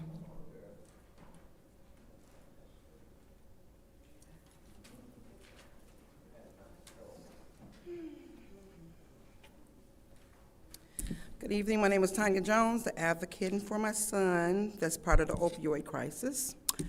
And I'm here to say, now coming here for the opioid crisis, I'm not trying to save everybody. In the Bible it says everybody's not a chosen one. So when I'm out here with the homeless and we're all together trying to help the people, I know the houses, we've been pointing out to the houses, the spots, the potholes where they at. And I want to just play something. Because we're going out here, today is one of the homeless boys, young men, birthday, Chris' birthday. So when we leave here, we're going to see him. And I'm not saying like drug houses, that's for the cops to do. It's not even for us to do. We're just trying to feed them, find out, you know what I'm saying, why they don't want to go to the shelters. So I want to take this time and play this message. This is one of the young men out there. Money. So you need to tell me what's going on if you don't feel like it. If that's, you just prefer to be out here, but they, you know, if they treat you like shit, just voice it. You human still. So this is I ain't going to the Center of Hope either, because really it started at Center of Hope. A guy had sexually assaulted me in my street and I beat him real bad. Shut the fuck up. And then they ended up letting the asshole stay there after they banned me, and nobody put right up on it, not Miss Mary, not the staff that was there the night it happened. So it's kind of like it never existed. So, it exists. No, it exists. Well, you got no. You should. You know what I'm saying? You gotta protect yourself, and even if you are here like this, that shouldn't happen. Yeah. No. So no, you know what I'm saying? You protecting yourself because you know what happened to you. You know what I'm saying? And I can see every time you in your sound mind. You know. Well, you got my number. Call me tomorrow. So my point is people out here hurting. Everybody's not on drugs. I meet people, my son is on drugs. So everybody's not on drugs. Circumstances happen. Some people can lose their job. Depression is real. Mental health is real. So I'm saying, whatever you guys out here, you know what I'm saying, would y'all take that serious? My main focus was my son. But like I said, I'm working to save. Everybody don't have nobody to advocate for him. So I'm not trying to be out here like, I just look for the council. Make sure in November next year, you know what I'm saying, make sure you get out here and vote, make some changes. And it's about the people. Have a good night. Thank you. Madam Clerk, you said that was the final public speaker, correct? That's correct. Thank you. It is now time for council response. Council members may respond once to all public speakers, only after all public speakers have spoken. An individual council member's response shall be limited to 2 minutes. Is there anyone who would like the floor during council response? Madam Chair. Councilwoman in the 4th Ward. So I want to address Mr. Peachy's comments, because he comes up and complains frequently, deservedly so, about what he sees in his neighborhood, because he doesn't live in a street that's been well maintained by the land bank and all their properties. I have discussed your concerns directly with the land bank. 2 weeks ago, I was in a meeting, like I said earlier, with the land bank and the city officials, and we talked about the road between Bennett and Broadway, and also the property where it looked like they were camping out in that. And I've asked for barricades to go across that road and to do something. So they were going to investigate that, but I have not followed up with that because it's only been a week and a half. So I wanted to let you know that I do follow up, but it does take some time, and I expect them to take at least 3 weeks to do anything. Thank you. Thank you. Is there anyone else who wishes to speak during council response? Councilwoman in the 2nd Ward, you have the floor. Thank you so much. And I would like to just address Mr. Wood, because I know that he spoke about the wrapping of the filters. And it was posted on social media, who was responsible for that. And so our public health director, she's right in the back if you would like those answers. you can speak to her directly, because we know that the mayor is responsible for a lot, but we don't want to pin everything on the mayor, especially when we can get good information. So, Ms. Ward, could you just raise your hand so she can see who you are? Yeah, so if you're concerned about those filters and the tree, you can direct your comments to her. So thank you so much. Thank you, Madam Chair. Is there anyone else who wishes to speak during council response? Madam Chair, Councilman in the first ward. just like to thank everyone who came to speak today. I just want to highlight, we got a great event coming up on December 23rd at the Mays Senior Community Center. It'll be my second annual holiday party. All is invited to attend. We're going to have a men's fashion show. We're going to have food there. We're going to have live music. We're going to be taking photos. It's going to be a great opportunity to really engage and socialize with the community. So I just want to encourage everyone to come out and have a good time and have some good interaction. Thank you. Thank you. Is there anyone else who wishes to speak during council response? Seeing as how there's no one else who wishes to speak during council response, I will go ahead and take my time. I do want to thank the Land Bank once again for coming and speaking with residents, coming to just give a presentation. I do want to provide that number for you one more time as well that Ms. Karma Lewis provided if you want to get in contact with the Land Bank. That's 810-429-2674. That's 810-429-2674 if you are looking to get in contact with the Land Bank. There's also a website, I had it pulled up, but there's an online form that residents can complete regarding the tree on the land bank property that's going to fall over onto their property. You can visit www.thelandbank.org/report-an-issue. That's landbank.org/report-an-issue if you need to report a tree or anything that is on your property. And I think that is all the time that I need. And so I will go ahead and yield my time. It is now time for the consent agenda. What is the pleasure of the body? Madam Chair. Councilwoman in the 4th Ward. Send to council. There is a motion by the councilwoman in the 4th Ward to send the consent agenda to council with separations if any are needed. Is there support? Supported by the councilman in the 1st Ward. Are there any separations? Councilwoman in the 6th Ward. 250389. Okay. Any further separations? Madam Chair. Councilman in the 8th Ward. 250414. All righty. Any further? What was that one that you? Okay. Thank you. All right. Any other separations? Seeing as how there are no more separations, this is the roll call vote to send the consent agenda, which consists of appointment 250412-T, which is the reappointment to Hurley Board of Hospital Managers, Corinne Edwards, to council. Roll call, Madam Clerk. Dr. Lewis? Yes. Ms. Johnson? Yes. Ms. Priestley? Yes. Ms. Winfrey Carter is absent. It's not funny. Ms. Burns? Yes. Ms. Mashat? Yes. Mr. Pfeiffer? Yes. Mr. Jarrett? Yes. Mr. Alamin is not in. The vote is 7 yes, 0 no. The vote is 7 yes, 0 no. That is moved to council. Moving on to the first separated resolution, 250389-T. Madam Chair. What is the pleasure of the body? Is to grant extension budget amendment. Councilwoman Priestley. Send to council. There is a motion by Councilwoman Priestley to send to council. Is there support? Support. Moved and properly supported by Councilwoman in the 6th Ward. Is there discussion in the first round? Madam Chair. Councilwoman in the 6th Ward. Do we have?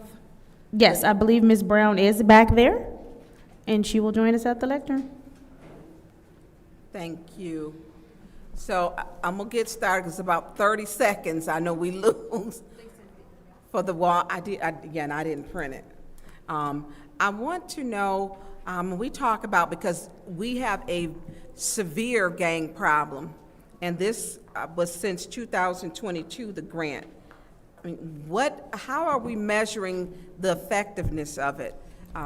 Because we have a gang problem, we have a gun violence problem, and what are we doing besides, let's go to a meeting, you know, what are we doing for like violence interrupters? What are we doing that's working? Because last year, 2024, 10 children in the city of Flint were shot. I believe 6 fatal. No one's talking about our children. We have a gun violence epidemic, and it's against them. And when I look at this from 2022, I mean, if this happened in another city the same size, it would be on everybody's news. There would be a rush to do something about it. 10 children shot in 1 year is a lot. And some were shot sleeping at home in their beds. So when we look at this, and I didn't know that this one existed, we did get the email, but what are we doing what are you doing to make effective change? So we did implement our peer mediation program in collaboration with Flint Schools in January of this year, which we're actually on a standstill because we haven't had our no-cost extension approved, and we're supposed to be going back into schools next month. And we also have allocated up to $450,000 for the community-based organizations that actually do community violence intervention, and that's also at a standstill. So we haven't been able to choose those organizations due to the government shutdown. So that was a pause, and now we have the no-cost extension pause as well. So we haven't been able to choose those organizations. So what are the organizations that have worked with before? So that was the information that I sent over in the email, which showed the organizations that were awarded, how much they were awarded, their quarterly report, as well as their final report. Okay, I don't have my laptop with me because it's not working. So I will ask, and through you, Madam Chair, to the clerk, if someone could print me out a copy, I would appreciate it. That way I can have that to look at. Okay. And so the organizations that we will be choosing from will actually apply for funding back in September. So that all of these things. Is this with the Faith Foundation, or was that a part of it? Faith Foundation was one that applied. Okay, and so this would be funding to re-up these programs? Yes, to continue this work. And that's only up until September of 2026. So we literally have about 9 months to get the funding out and make sure programming happens, or we're gonna have to send federal funds back, so. Why did we wait so long? I mean, we've had a uptick. This is 2022. Yeah, it's been a lot of back and forth with the DOJ as far as like when a new administration came in. That's what Seamus spoke to back in November, and then we had the government shutdown, which further extended that, and now we are at the no-cost extension being paused. So. And I can see 2024, and that's going to be, but this is 2022. I mean, that was a lot of time that was lost. I mean, it's no secret. We have got a gun violence problem. No, for sure. Yeah. And so if you look, so I meet with state officials and other CVI offices, and they can even speak to it as well. Implementation of CVI programs take up to anywhere from 2 to 5 years to successfully implement in the city. And so we're actually going into what would have been year 3, but because of the DOJ and the back and forth with all of those things and the government shutdown, this is technically our year 4, which would be this extension. So it doesn't happen overnight. The gun problem didn't happen overnight. The ending or the decreasing of it is not going to happen overnight as well. But we're on the ground. We're doing the work. I don't do this just for a paycheck. Like, I'm really in it, like boots on the ground. Thank you. Is there anyone else who would like to speak in the first round of discussions? Anybody in the second round of discussion? Yes, Madam Chair. Councilwoman in the 6th Ward. Stay up here. Yeah, because I've talked to these parents, and I've seen people dead, and their kids and fathers, you know, and I've been to homes where the bullet was this far from a 3-year-old's bed as he laid in the bed. And so, I mean, and I'm looking at this, And 2020, I get maybe a year, and now it's let's use these funds. But how do you, because this is only a percentage of the pay. So, and I'm gonna print those, I know this will go over to council. But my question, how do you separate, because this is for gun violence, but you get paid out of other pots of money. No, I get paid specifically from the CVI grant. Well, other people, and then on here, I think it only has a portion of your pay on it, I believe you had told us. And that's because after the cyber attack, it messed up the BSNA system, but we do have the corrected budget that is approved through the DOJ. Okay, is that what you sent to us also? That was not requested. Okay, how long would it take for you to get that to us?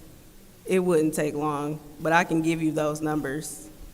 I mean, do you want to? What do you want to know? The remaining amount is for salaries? Yes, like, we did ask for salary, like what was the breakdown? Initially, we asked, because I believe you had stated this part that was on here, you said it wasn't your full salary, and that you were paid, I think Councilman Pfeiffer had asked you, you stated that your wage was higher. But how do you separate, how many grants are, I think it's 3 other people underneath you? So it's I have one employee, which is the community liaison, which is paid 50%. We have our grants coordinator, excuse me, and then we have the chief resilience officer. However, the remaining amount in salaries is $115,945. So each person is working, who are paying, they're working on these violence interrupt, gun violence, partnerships in the community. They're actually working with something that's measurable. Correct. What are they doing to other people? So I'm 100%. I look for different grant opportunities. I attend our community safety collaboratives. I'm in a Lincoln Vibrant Communities Teams program that focuses on expanding our community safety plan. We have our community liaison, which is 50% on our grant. She's basically a program manager. She's helping implement programming. She's over our peer mediation program. We have our grants coordinator, which helps with all the budgeting as it relates to the DOJ grant. Can you get me that document before we go on? It'll go to council. If I can get that, please. Which document? About the percentages and the breakdown. Thank you. All right. Is there anyone else who wishes to speak in the second round of discussion? Seeing as how there's no one else who wishes to speak in the second round of discussion, this is the roll call vote to send 250389-T, Grant Extension Budget Amendment, 2020 BJA FY 2020, Office of Justice Programs, Community-Based Violence Intervention and Prevention Initiative through September 30, 2026, to council. Roll call, Madam Clerk. Ms. Johnson? Yes. Ms. Priestley? Yes. Ms. Winfrey Carter is absent. Ms. Burns? Yes. Ms. Mashat? Yes. Mr. Pfeiffer? Yes. Mr. Jarrett? Yes. Mr. Alamin? Yes. Dr. Lewis? Yes. The vote is 8 yes, 0 no. 8 yes, 0 no. That resolution was sent to council.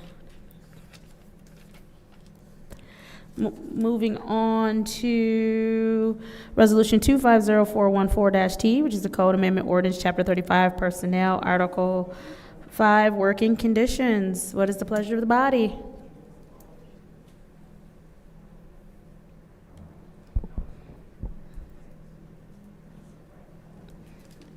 Madam Chair, send to council.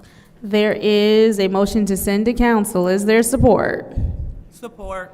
Moved and properly supported by the councilwoman in the second ward. Is there discussion? In the first round? Dennis separated it. All right. Madam Any Chair. discussion Madam in the Chair. second round? Madam Chair. We're in the second round. Go ahead. Yes, I was wondering, do we have a dollar amount as to how much this is going to cost the city? Through you to our CFO, do we have? Mr. Moore.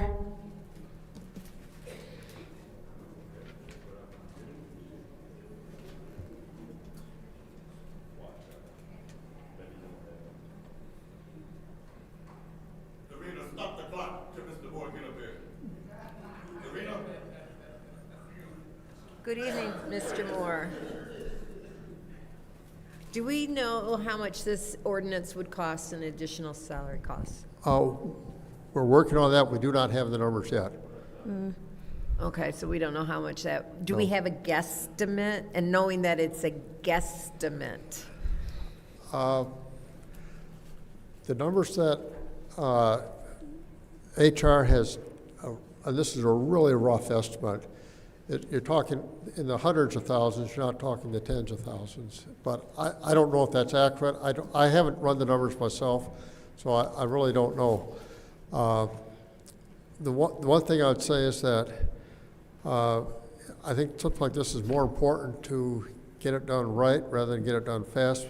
If you pass it, you aren't going to be able to get it done this year because the way passing an ordinance works, you have to have it on the table, I think, twice. You have to publish it in a newspaper. And I don't think you can, and I think then after that, if I remember right, and I'm not the lawyer, you might want to talk to Joanne about this, is I believe that then after it's in the newspaper, I think it goes into effect 30 days after it's in the paper. And I'd rather get it done right than get it done fast. okay, so I can't support it without knowing how much it's gonna cost the city. Thank you. Anybody else in the second round of discussion? Madam Chair. Councilman in the 9th Ward. Thank you. Good evening, sir. Do you know, I know you say you don't have the dollar numbers. Do we have an idea as to how many employees this will impact? I will have that tomorrow. Okay, so that's also, okay. Thank you, that's all I had now. Anybody else in the second round of discussion? Madam Chair. Councilwoman in the 2nd Ward. Thank you.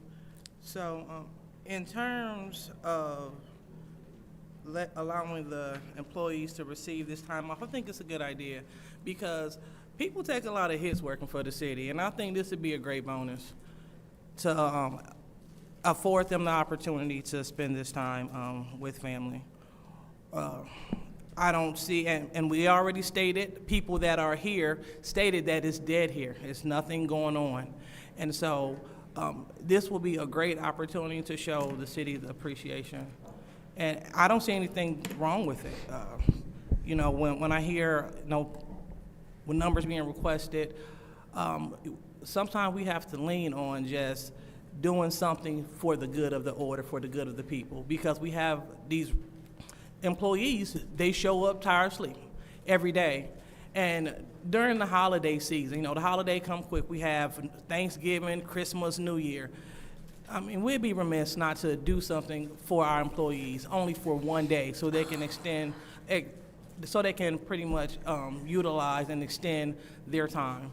So I'm totally in favor of it. I think it's a good idea.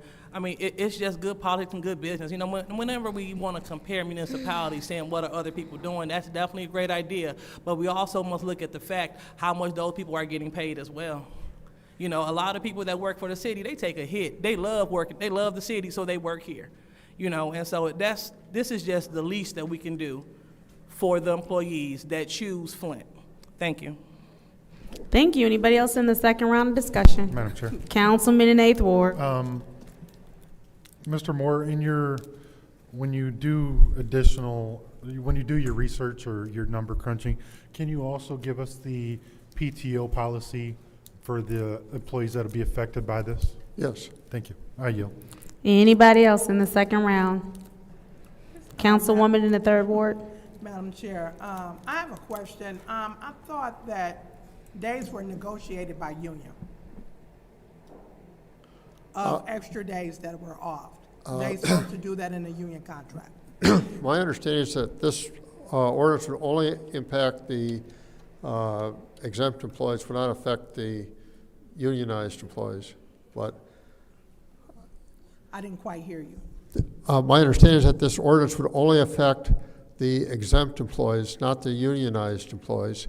The unionized employees have the right to negotiate that, but that's not something which the city council shouldn't be doing that. It might be, I would talk to the city attorney before you would offer a benefit without negotiating with the union.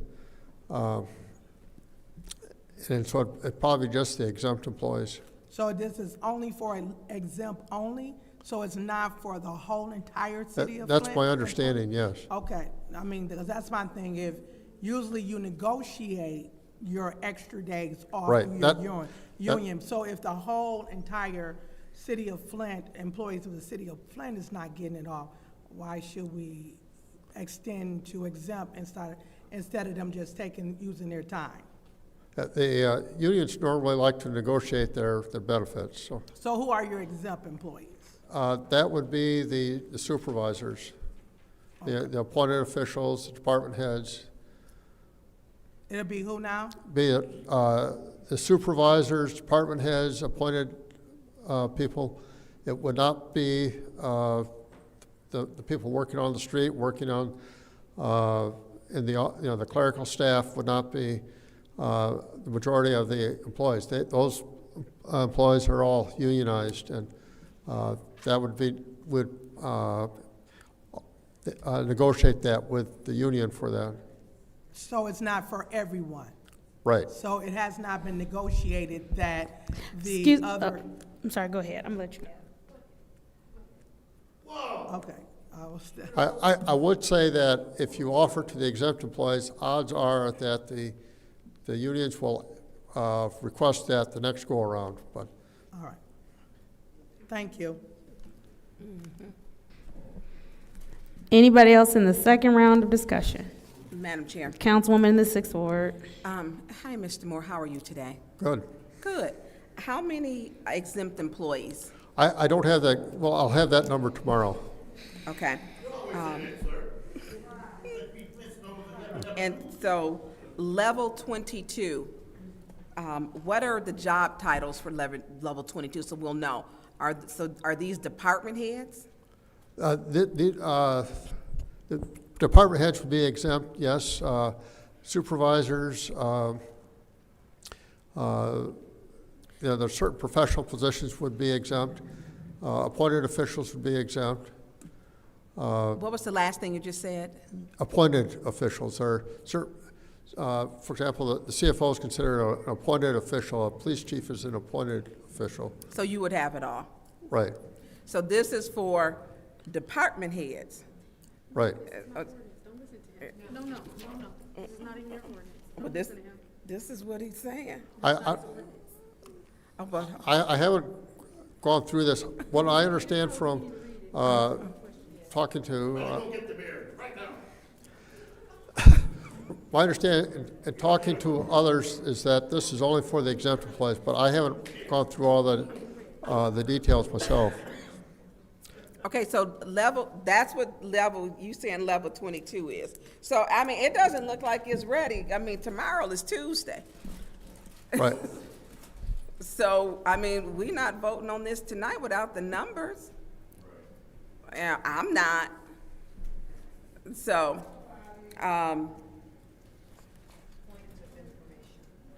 What's your point? Through you to Ms. Burns, the ordinance says level 22 and below also is included. Yeah. So he doesn't, yeah. so is Mr. Moore mistaken? Yes. I haven't read the ordinance, so I very well could be mistaken. Okay, so in all fairness, if you have not ran the numbers to give you the time, because you should be able to speak to the numbers, and there will more than likely be more questions regarding the numbers. I think we need to allot you the time for that. I think that's just fair, because if you haven't read it, not here to, we can just wait till the numbers come in. Yeah. So, but I know that Councilwoman Mashat wants to speak before. Mr. Borley, did you want? Waiting another week won't make much difference because it's, the way the process works for adopting an ordinance, it's not going to get adopted. It won't be effective for at least 30 days. So. I get what you're saying, but before I vote, I would like to see, like, what is level 22B and below? Whose jobs, and what are their titles? What do they do for the city? Are they, are they non-essential? No, how essential are they to day-to-day operations? Thank you. Is there anyone else who wishes to speak in the second round of discussion? Seeing as how there's no one else, I'll go ahead and take my time. Mr. Moore, I certainly appreciate you speaking to ordinances and how they work, and speaking to this ordinance that you yourself have stated you've not read. I would have preferred for you to be able to speak to the financial piece. So I got a couple questions for you. Say no employee took the day off, the next day after Thanksgiving off. None of them used their PTO. Are we not budgeted for them to be paid already? Yes. We are budgeted for them to be paid already, correct? That's correct. All right, and so when we talk about it's not in the budget, this is already in the budget for them to be paid, correct? Correct. Okay, I just want us to be clear that this is not a budgetary issue, because the money's already there. It's already there for them to be paid. So if everybody came to work the next day and no one took PTO, you would still have to pay them, and we've already budgeted for it, correct? That's correct. Okay. So then the budget is not an issue. Again, we're talking about, I believe Councilwoman Burns asked last time what the county was doing. The county actually already gives everybody the day off of Thanksgiving, the day after Thanksgiving off. Yeah, no, but I remember you said, did I take a look? I didn't at first, but I went ahead and looked, and yes, the county actually already has this off. I also want to point out, Mr. Moore, again, as you stated, you have not read the ordinance. It says 22B and below, and so the way that you're explaining it sounds like only department heads get the time off. Wait, and that's not how this works. It's everybody under there. Also, when we talk about union members and union workers, talk to plenty of union members and union workers, they want the day off as well. And so this is another thing that we're talking about. City Hall is closed to residents the day after Thanksgiving. So there will be no traffic. So you have, if the union is a concern, the unions want the day off. If the budget is a concern, if everybody came to work the next day, we've already put it in our budget to pay them. So the budget is not a concern. The money is there because we've already budgeted for it. Also, if it's concerned about whether someone can come in and pay a bill, it's closed to the public anyway, so they couldn't do it anyway. And so there's no reason we shouldn't move this, and I'm deeply concerned that you came up here and gave absolutes to my colleagues about an ordinance you hadn't even read. At least if you're going to give them absolute answers, read the ordinance. If we're going to talk about budget and numbers, bring the budget and bring the numbers. We understand how ordinances work. That's our piece. We needed to know how the numbers work, which is your piece that you're standing in front of us telling us you do not have. Thank you. I yield. This is the roll call vote for 250414 Code Amendment Ordinance Chapter 35 Personnel Article 4 Working Conditions. Roll call, Madam Clerk. Ms. Priestley? No. Ms. Winfrey Carter is absent. Ms. Burns? Yes. Ms. Mashat? Yes. Mr. Pfeiffer? No. Mr. Jarrett? No. Mr. Alamin? Dr. Lewis? Yes. Ms. Johnson? No. The vote is 3 yes, 5 no. The vote is 3 yes, 5 no. There is a motion to adjourn, and is supported by the councilman in the first ward.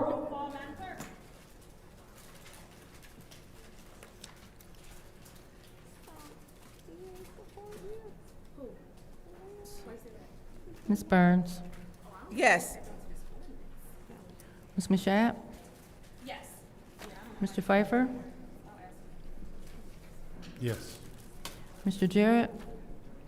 Yes. He needs to have. Mr. Alamin? Dr. Lewis? Yes. Ms. Johnson? Yes. Ms. Priestley? Yes. The vote is 8 yes, 0 no. That is a problem. The vote is 8 yes, 0 no. The time is 6:15 p.m. on Monday, December 8th. This meeting is adjourned.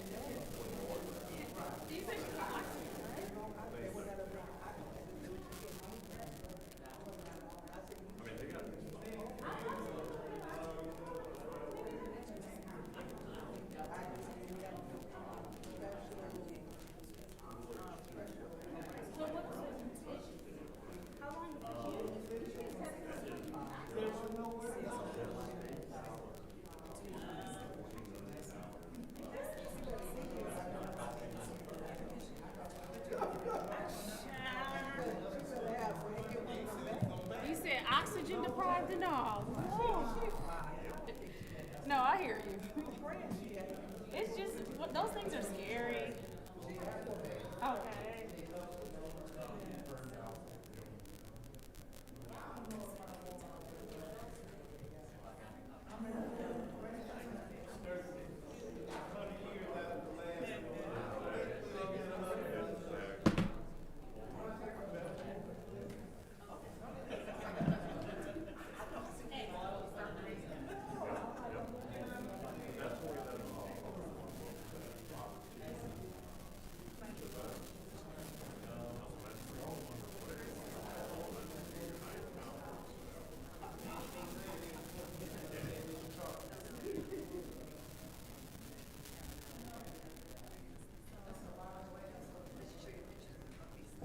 They went outside.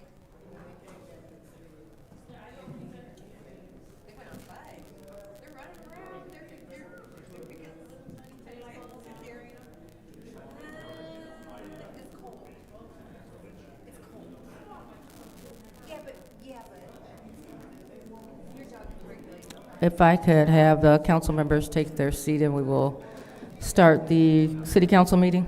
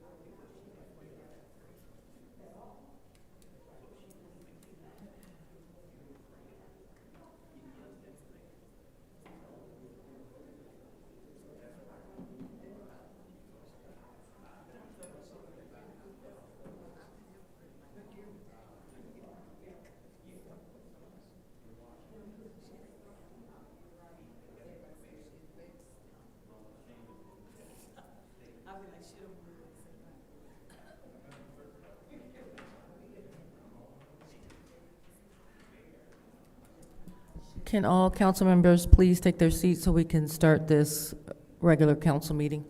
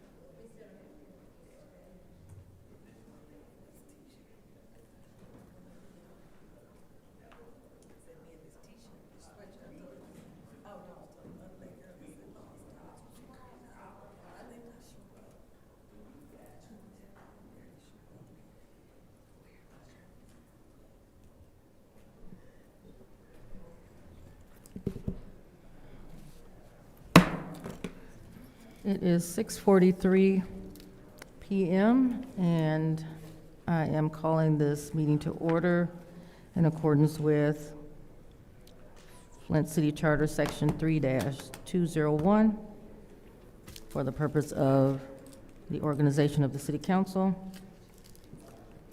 First thing we will do is a roll call.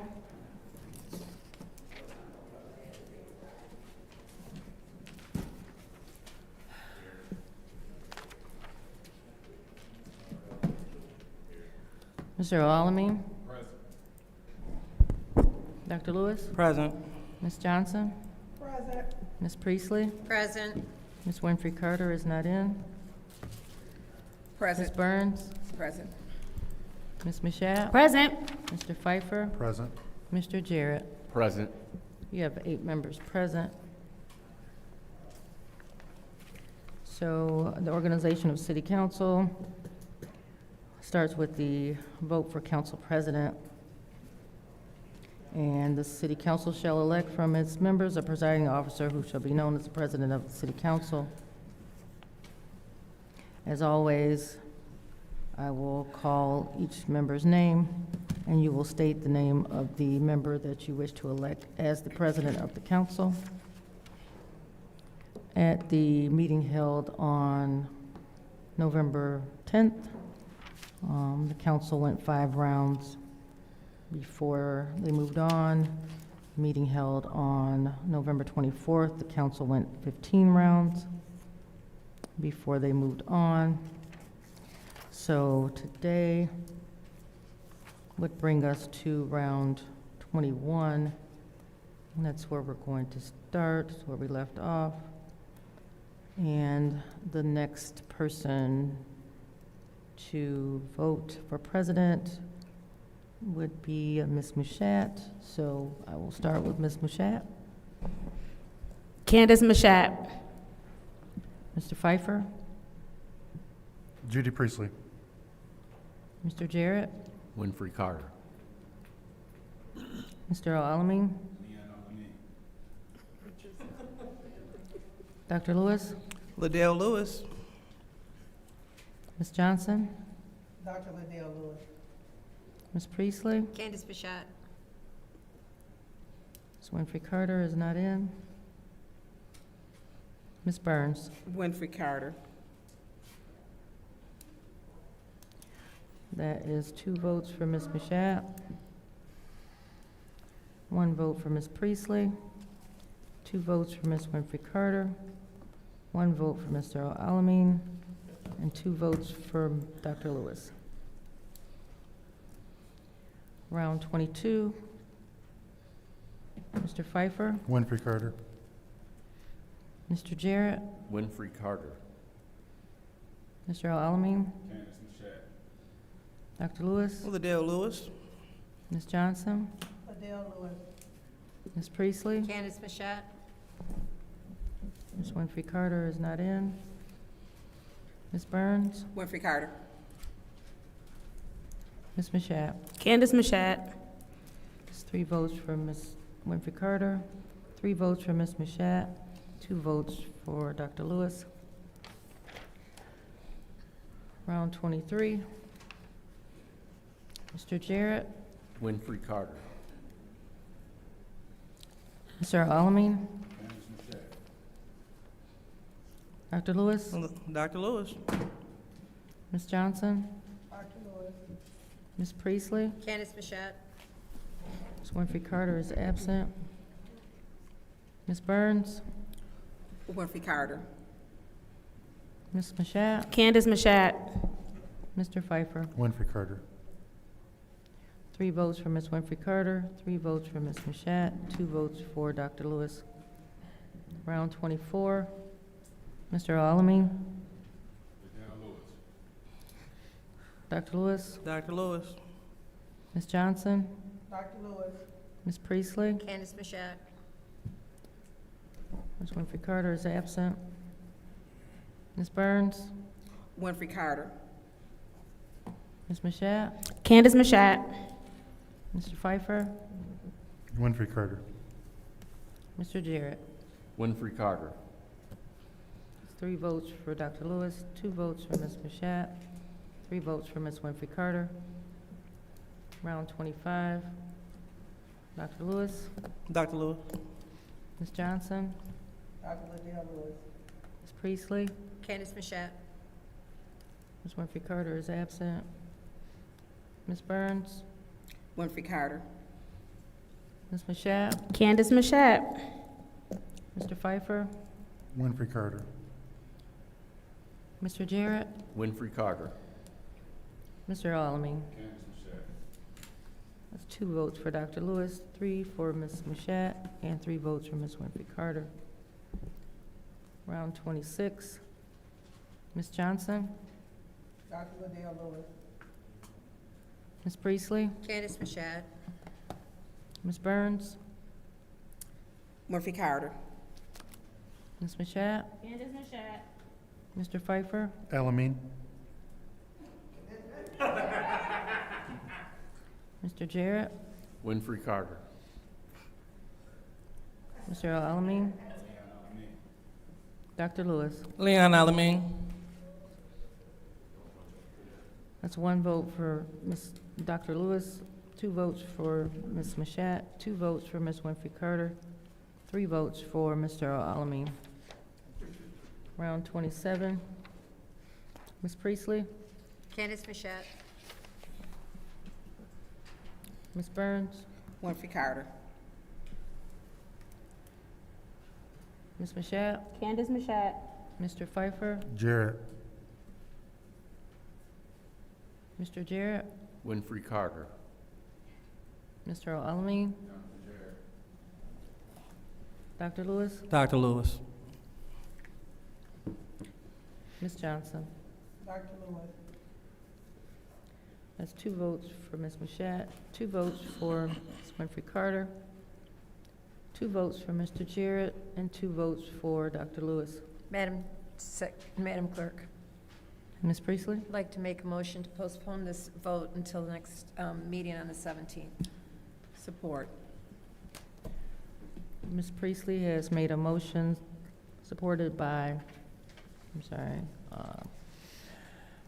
Ms. Burns to postpone the organization of the city council until the regular council meeting scheduled for Wednesday, December 17th. We'll take a roll call on that motion. Mr. Alamin? Yes. Dr. Lewis? Yes. Ms. Johnson? Yes. Ms. Priestley? Yes. Ms. Winfrey Carter is absent. Sorry. Ms. Burns? Yes. Ms. Mashat? Yes. Mr. Pfeiffer? No. Mr. Jarrett? Yes. The vote is 7 yes, 1 no. So the organization of the council will be postponed until December 17th, and we will move on with the rest of the council agenda.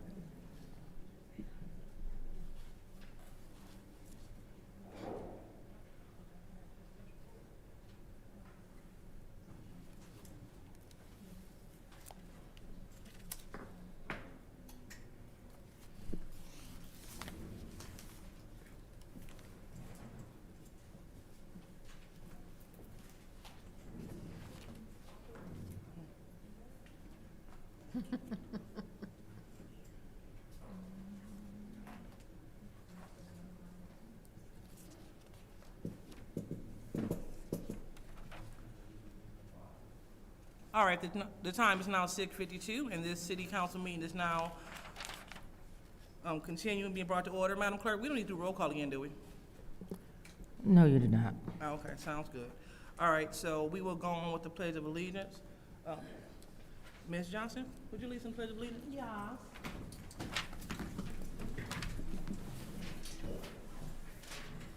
I pledge allegiance to the flag of the United States of America and to the republic for which it stands, one nation, under God, indivisible, with liberty and justice for all. All right, thank you. All right, so now it's time for the prayer of the blessing, but before we do that, we would like to honor anyone that has transitioned. Does anyone have anyone that they would like to acknowledge during this time? Madam Chair, Go ahead, Ms. Michelle. I would like to ask for a special prayer for the Mixon Kills Perkins family in the past sudden passing of a family member. Okay. Anyone else? Madam Chair, Go ahead. I would like to ask for a special prayer for my family. I lost my uncle on yesterday afternoon.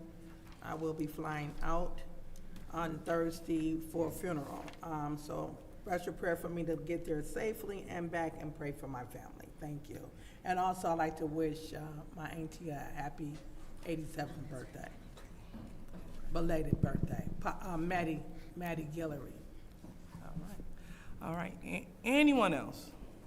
Madam Chair, Go ahead, Mr. Jarrett. would ask prayer and special thoughts for the Pam Scott family. Family Okay. of Pam Scott. All right. Anyone else? Seeing no one else, I would like to acknowledge Ms. Beulah M. Meekins, Deacon Townsend, as well as a classmate of mine, Mr. Dominic Wright. So we will have a moment of silence starting now.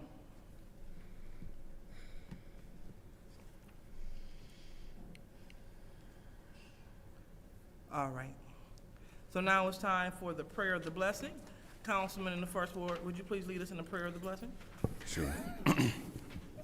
Dear Almighty God, as we gather here today, help us to lead with clarity, compassion, and courage. Grant us the humility to listen, the strength to serve, and the wisdom to choose what uplifts every resident of our city. May we set aside personal differences and work together with respect, integrity, and purpose. Let our decisions reflect fairness, justice, and the well-being of all our community members. Amen. All right, so now it's time for the reading of the Disorderly Person City Code subsection. Any person that persists in disrupting this meeting will be in violation of the Flint City Code Section 3110, disorderly conduct, assault and battery on disorderly persons, and will be subject to arrest for misdemeanor. Any person who prevents the peaceful and orderly conduct of any meeting will be given one warning. If they persist in disrupting the meeting, that individual will be subject to arrest. Violators will be removed from the meetings. Now, time for a request for agenda changes and additions. Any additions? Okay, seeing none, I would like to add two. We omitted my discussion about consumers' energy, so I would like to add that without objection. In addition to, I would like to have the fire chief address the body in light of the recent fires in the city of Flint. So I would like to add those two without objection. Madam Chair, Go ahead. are you adding them to the front of the agenda? I'm sorry, say it again. Are you adding them to the front of the agenda? Well, council rules said that they must be added to the back. We do a special order. So if it's all right with the body, I would love to add them to the front after after council, after council response. I mean, we can vote on it, but if everybody's okay with it. Request for information? Go ahead. What are the two? Because there was no consumers discussion. It was an you add-on. you adjourned the okay, meeting. okay. Yeah, you adjourned the meeting. Okay, never mind. It was only 15 minutes, so Okay, yeah, so I would like to add those two without objection to the front of the meeting. to the, right after council response. Okay. And so we're looking at approximately 10 minutes for each, if it even take that. All right, and that is ordered. All right. So we are moving on to public comment. So now it's time for public speaking. First speaker, Madam Clerk. The first speaker is R.L. Mitchell.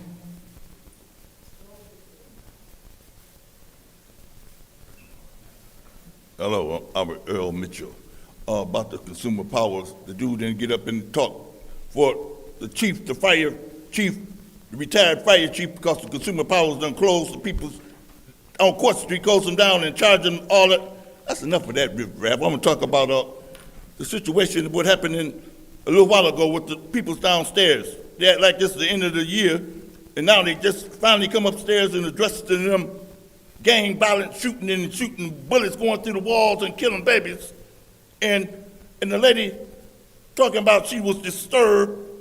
The reason why she didn't get it done because it was a shutdown for the president shut down stuff, and they blame it on Joe Biden. Joe Biden had no problem giving 20 other cities $200 million, but they ain't said nothing about Flint, and then you don't have to pay it back. The people's downstairs always trying to get away with the money like Miss Fields. Like Miss Priestley over there talking that riff-raff stuff. And another thing about, I get tired in about Madam Burns. I went through the same situation Madam Burns went through about that, turning in that telephone to the city clerk.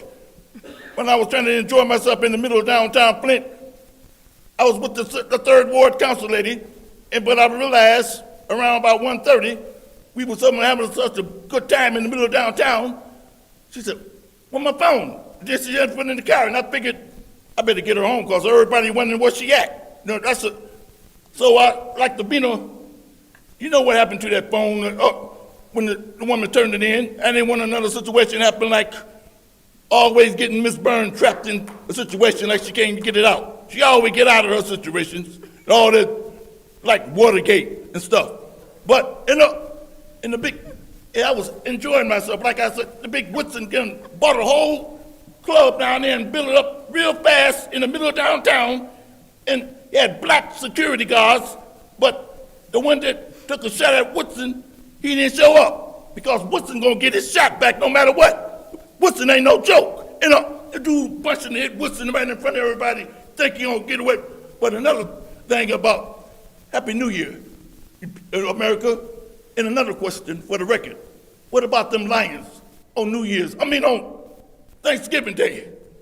How about that? Them lions, okay, and another thing, but Merry Christmas and Happy New Year, and congratulations for them 2 turkeys the president pardoned, but he ain't pardoning people's coming overseas with that dope money. He shoot them out of the water like he want to do the Flintstones. We the people like over on Golden Gate. That's where it all started from. Watch and see what Trump gonna do when he come to Flint. He gonna be just like Miss Priestley.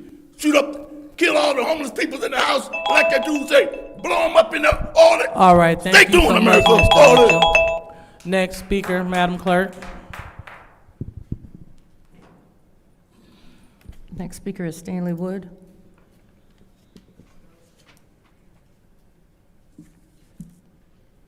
First, Councilwoman Johnson, safe travels. Hope God gave you the strength to get through all this. I know it's tough. Tomorrow, December 9th at 11 a.m. in front of Judge Pickle, we're going to have Alameen versus Johnson PPO hearing. I think that's probably his 10th one that he's gotten on people. It'll probably go just as far. Special discussion about the sign language interpreter. I see we forgot that too. Or did we forget it? Maybe we're just going to blow smoke up Sarah Houston's butt. But she wasn't here today, so they didn't have to worry about it. Let's go on something more important. Imagine, if you will, a culture or a group that tries to change the nation, that looks at things like giving, getting, loving, and living. Well, guess what? That culture is coming to Flint. That culture is coming to the United States, but it's coming to Flint. Flint will be the second chapter of For the Culture, INA. And you guys will be surprised who our chapter president is gonna be. No, it's not gonna be me. But it's somebody I have a lot of respect for. Things are gonna change around here, you know? It's gonna take baby steps, but eventually things will change. We'll do what we gotta do, but we wanna make Flint better, but we wanna make the whole nation better. I guess that's pretty much it, you know, if everybody can be there to support Miss Jackson tomorrow in court. I believe it's something that she needs support for. I actually gave toward her legal fund for that.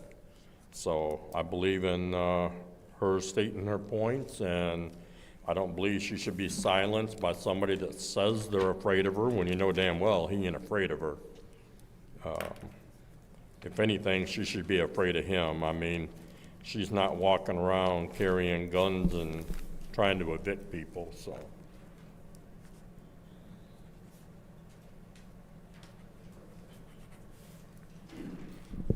Okay, the next speaker is David Peachy, but I believe he left.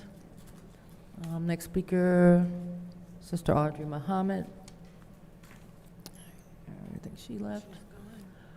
Rich Jones, I believe he left. Next speaker is James Moore.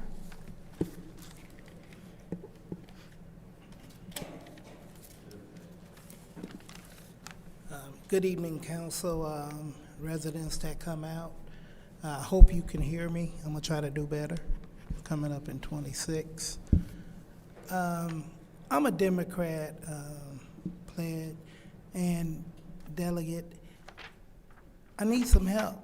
They got 35 positions available in Flint, and I went through last year by myself, so that's 34 positions that I'm asking. If you want to be able to say something on behalf of being a citizen and the citizens of Flint, coming up in 26, we got 36 positions that we need to fill. I'm gonna run again. I don't know if I'm gonna get it or not, but if you don't get involved, your words don't get heard. If you don't come down here, your words don't get heard. If you don't stand up and call, you ain't gonna get no police help. So we gotta take some responsibility on ourselves as a community to get involved and do other than just complaining. You know, you gotta step up. We gotta stand up. God knows we done been through everything, and God done delivered us through it. But our people have to step up. We gotta step up. We gotta get things done. That's all I have to say for tonight. Next speaker, Madam Clerk. Next speaker is Dion Freeman.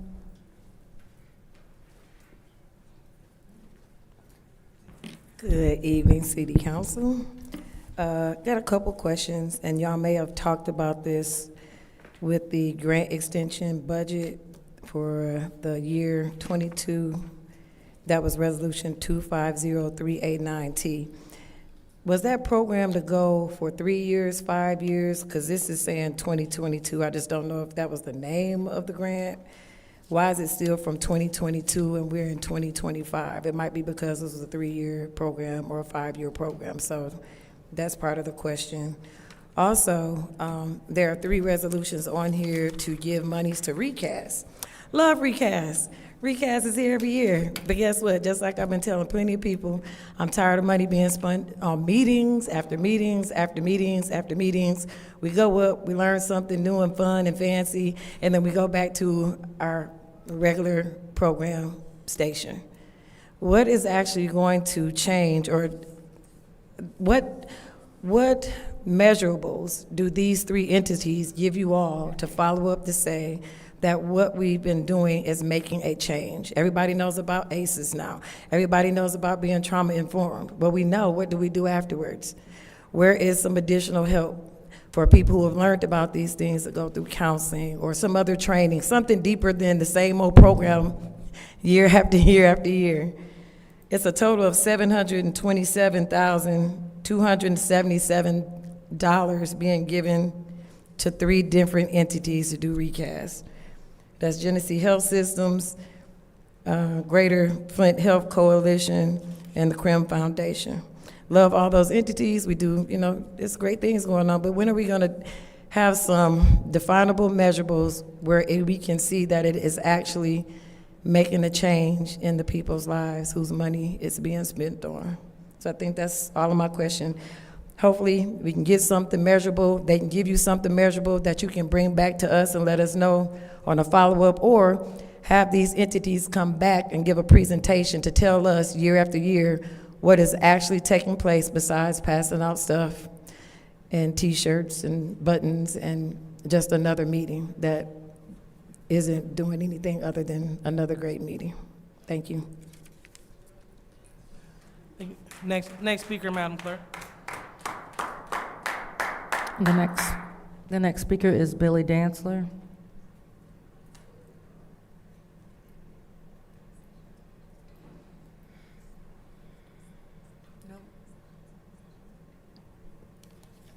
Okay, the next speaker is, Yeah.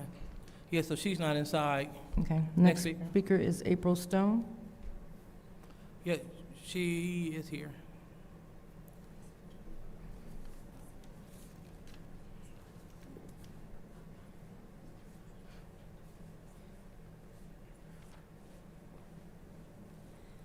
Good evening.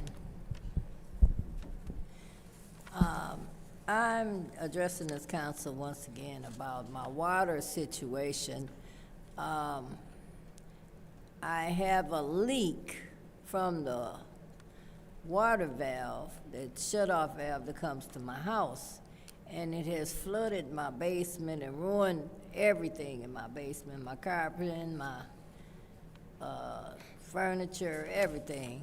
Now, I was here at a meeting and I heard them asking for $500,000 for some stuff because the water meters weren't any good. But they came out to my house and told me that I gotta pay them $250 up front before they can replace the water meter that they already know ain't no good. And they came out and told me that they didn't know how to repair it. They'd never seen a problem like that, and all they could do was pack a nut. If they know these things ain't no good, why would they tell me I have to pay them for a part that they put in my house? And they forced me to put it in, told me if I didn't let them this was the third meter that they had put in my house, and that if I didn't let them replace it, they were gonna turn my water off. Now, they come up here and ask y'all for $500,000 for some stuff that they know ain't no good, but yet I gotta pay for some stuff that ain't no good that they don't know how to repair. I don't understand it. I also have a I wanna reiterate on that because the young man that came out, he said he had never seen that before. And they don't know how to repair them. Well, if they don't know how to repair them and they know it's some junk that they put in people's house, why do I have to pay for something that's some junk anyway? And then I heard that they were here on Land Bank before I got here today. I've been complaining about a garage that's falling over on my land from Land Bank. The first time they cut the grass, a good cut was this year in the first time in 10 years. They know the house is falling down. They know the garage is leaning over my fence, and it's not even 10 feet from my house. I don't want to be responsible and have my insurance pay for something that they put on the emergency list to be torn demolition 4 years ago, I think it is now. Raul was out, and we did a cleanup and everything. Oh, Thank you, Ms. that Stone. was a fast 3 minutes. Dang. I'll be back. Next speaker, Madam Clerk. The next speaker is Beverly Biggs Levy.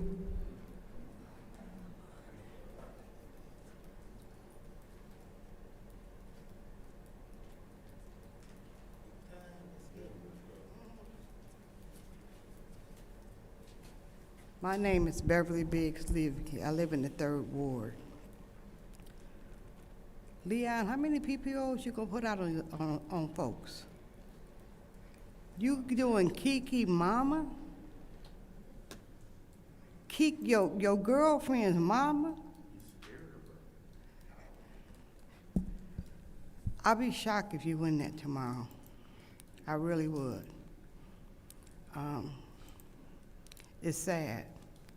And you guys go along with him. That's the even saddest part. LaShawn, why would you want Liddell to be the president? If you look at the council, she's been a horrible president for the last 2 years. Horrible. And Machad ain't no better. If y'all gonna do something, why don't y'all do it with the oldest person, as if it was a union? Jerry is the oldest person, but y'all do what you wanna do. But it's only, 2026 ain't very far, so we ain't gotta worry about that much more. But we need a change. When are you gonna find out that Leon don't live on Mott Street? They don't. Davina. You said it would only take 30 days. It's been well over 30 days. That was in August. September, October, November, December, 4 months that went by. You said that you working at it. It don't look like you working very hard at this. This is ridiculous. He don't live there. Then he lived down the street from Tanya, because he put the PPO on Miss Jackson on Tanya Street. So, and he's sitting up burning up these buildings like it's not allegedly, because how can you burn up a building that the light and gas is cut off? The insurance don't pay on light and gas cut off when you burn up a building. Y'all better wake up. Y'all looking at this criminal. And y'all think it's nothing. You hold your head down because you're ashamed. You are brutally ashamed of what you guys are doing. If y'all keep him in that seat, well, next year he'll be in the 3rd Ward. He won't be in the 1st. At the rate they going with that mayor, I don't know. Have a blessed day. Next speaker, Madam Clerk. The final speaker for this meeting is Tanya Jones.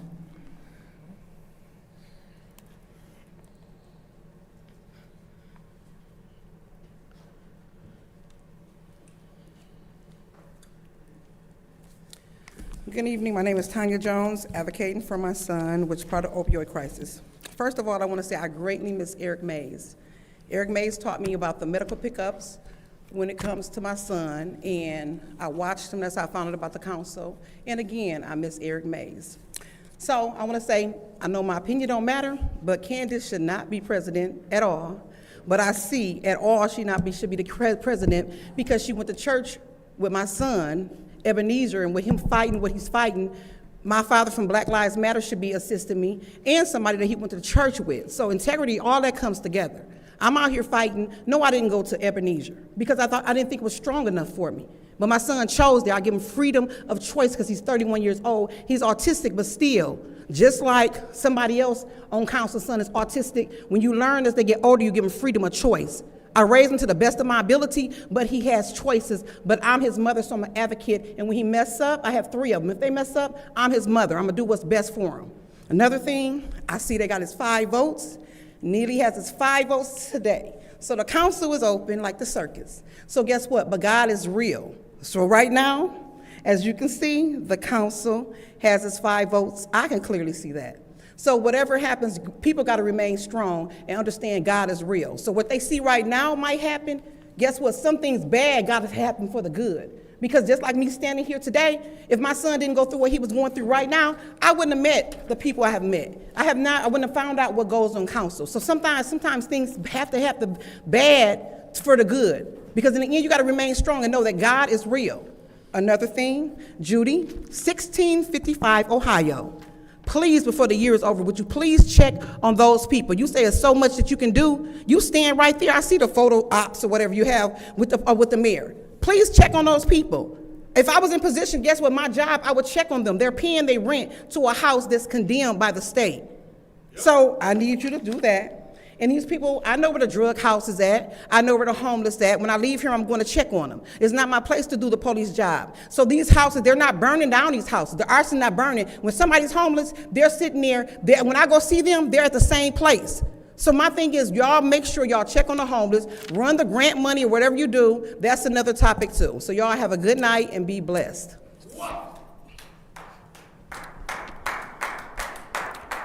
All right, Madam Clerk, is that the last speaker? Yes, that was the last speaker. All right, thank you. So public speaking is now over, and now it's time for council response. Any council member would like to respond to the public? Madam Chair. Go ahead, Ms. Burns.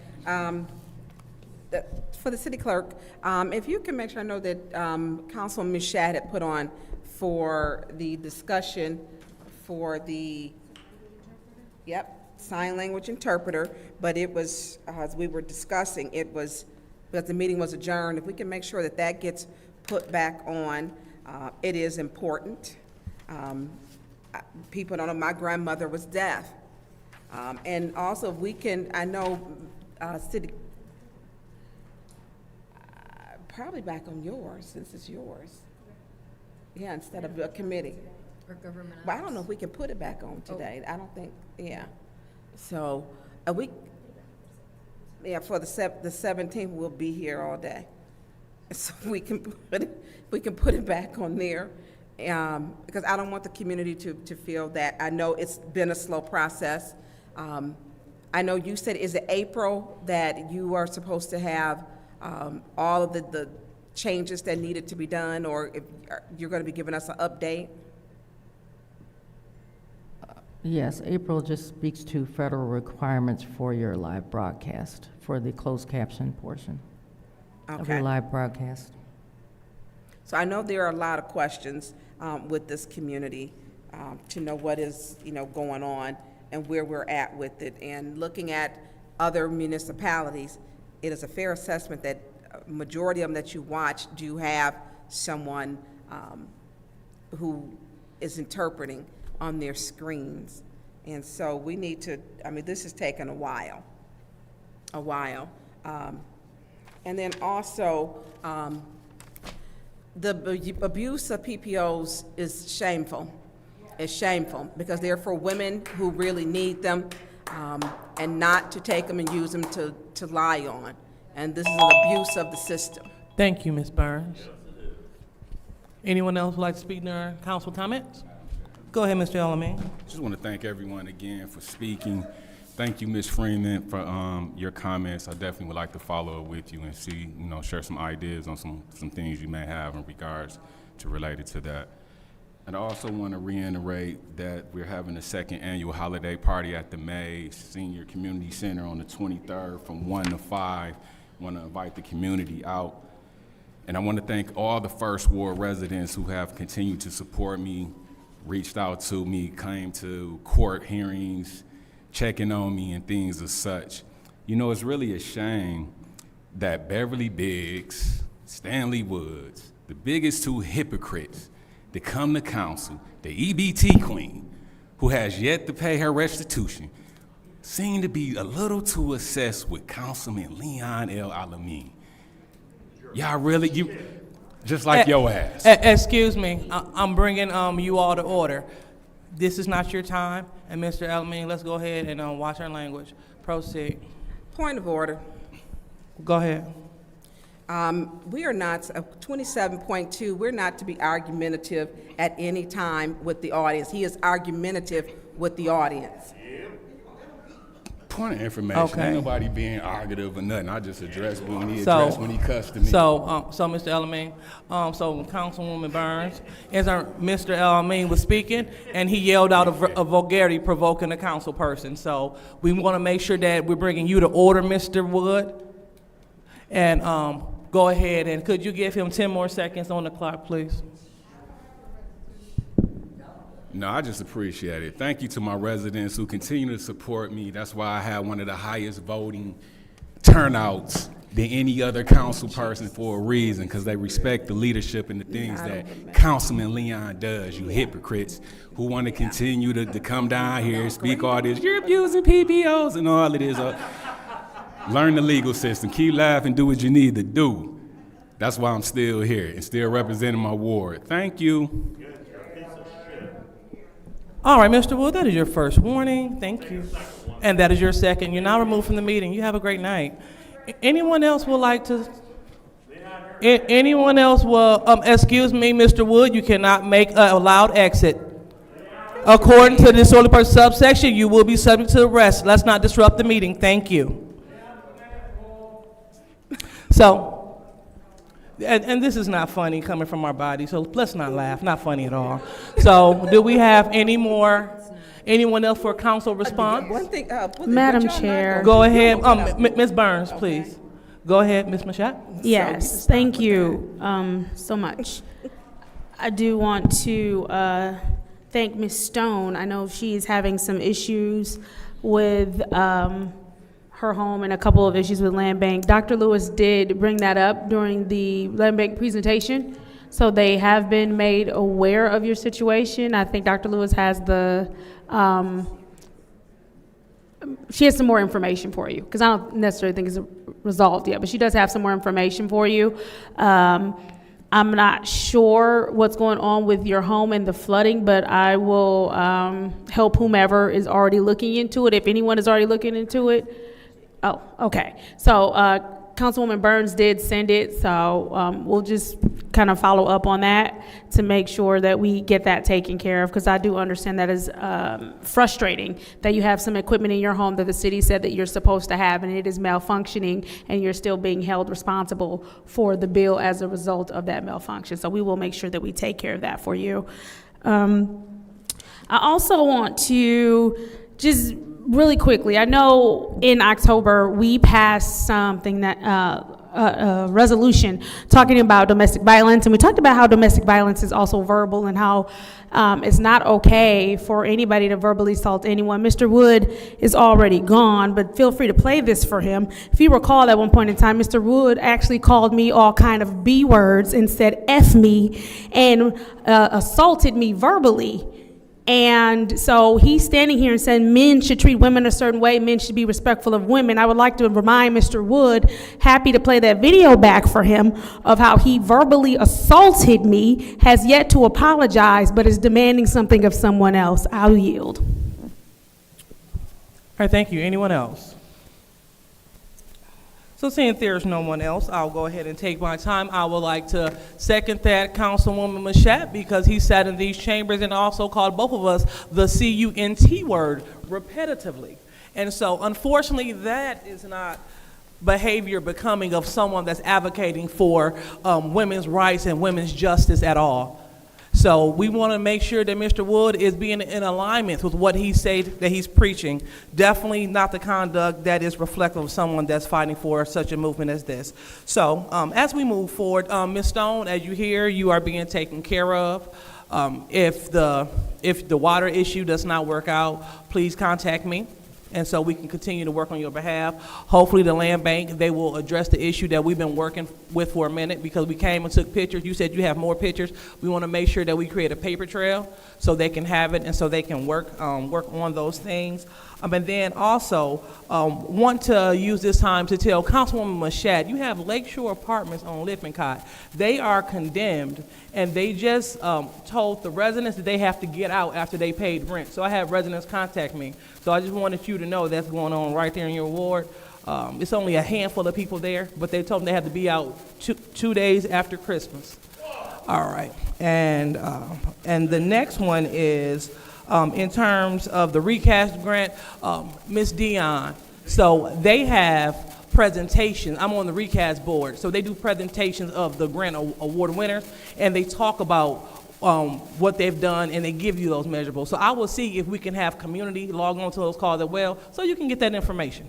All right. And last but not least, our room will be ready. So thank you, Councilwoman Mashat, Priestley, Johnson, El Alamein. We have a beautiful room that's going to be set forth over there at the YWCA. We have beautiful gold lamps, wall art, beautiful decor. It is amazing. So when they get it ready, I will be reaching out. Thank you all for supporting. And with that being said, we're going to move on to the next order of business, and it is the special order about consumers' energy called by myself. So, yeah, 5 minutes would be fine.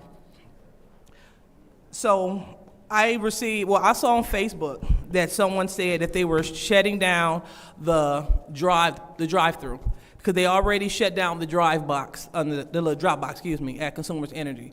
A lot of people use the drop box, so you won't get out the car, they continue to use the drive-through. Well, I was just informed that they will no longer have the drive-through. So you will either have to, A, pay online, B, walk in, or it's another option, can't think of at the moment. But I have communication from Raphael, and this is what he said. He said, "Dear Dr. Lewis, thank you for reaching out and sharing your concerns on behalf of the Flint residents.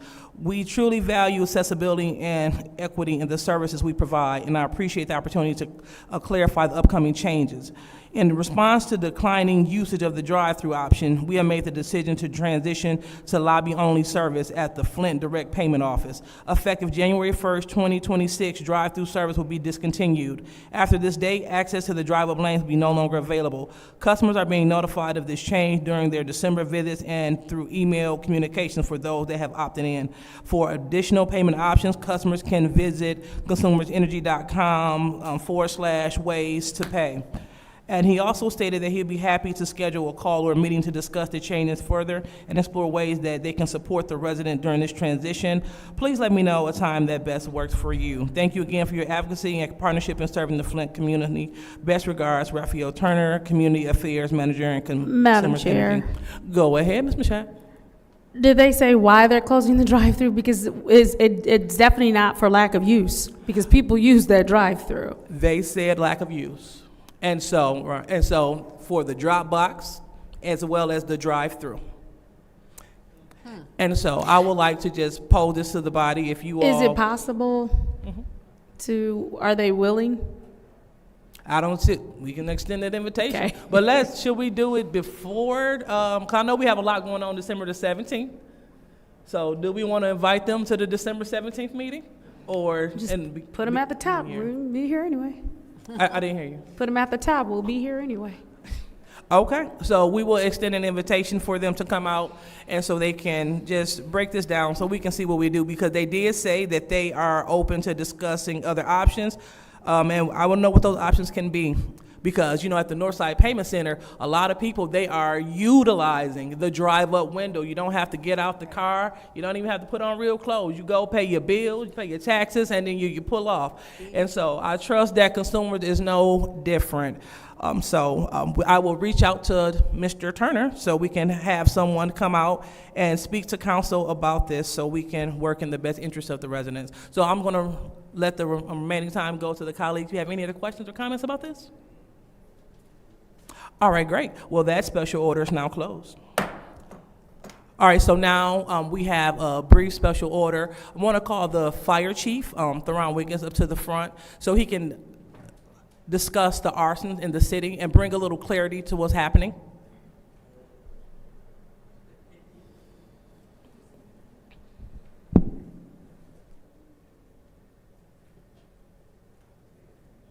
Is this Madam Chair? Is this a 10-minute or a 5-minute? Oh, well, I just said 5 for both, but if we need more, that'll be fine. I thought you said 10. Oh. That's why I'm questioning. Okay, well, go ahead and make 10 then. Because I suspect this one's going to go longer. Not a problem. All right, go ahead. Thank you, Madam Chairman, and to all of the council persons that are here today. Thank you for your service.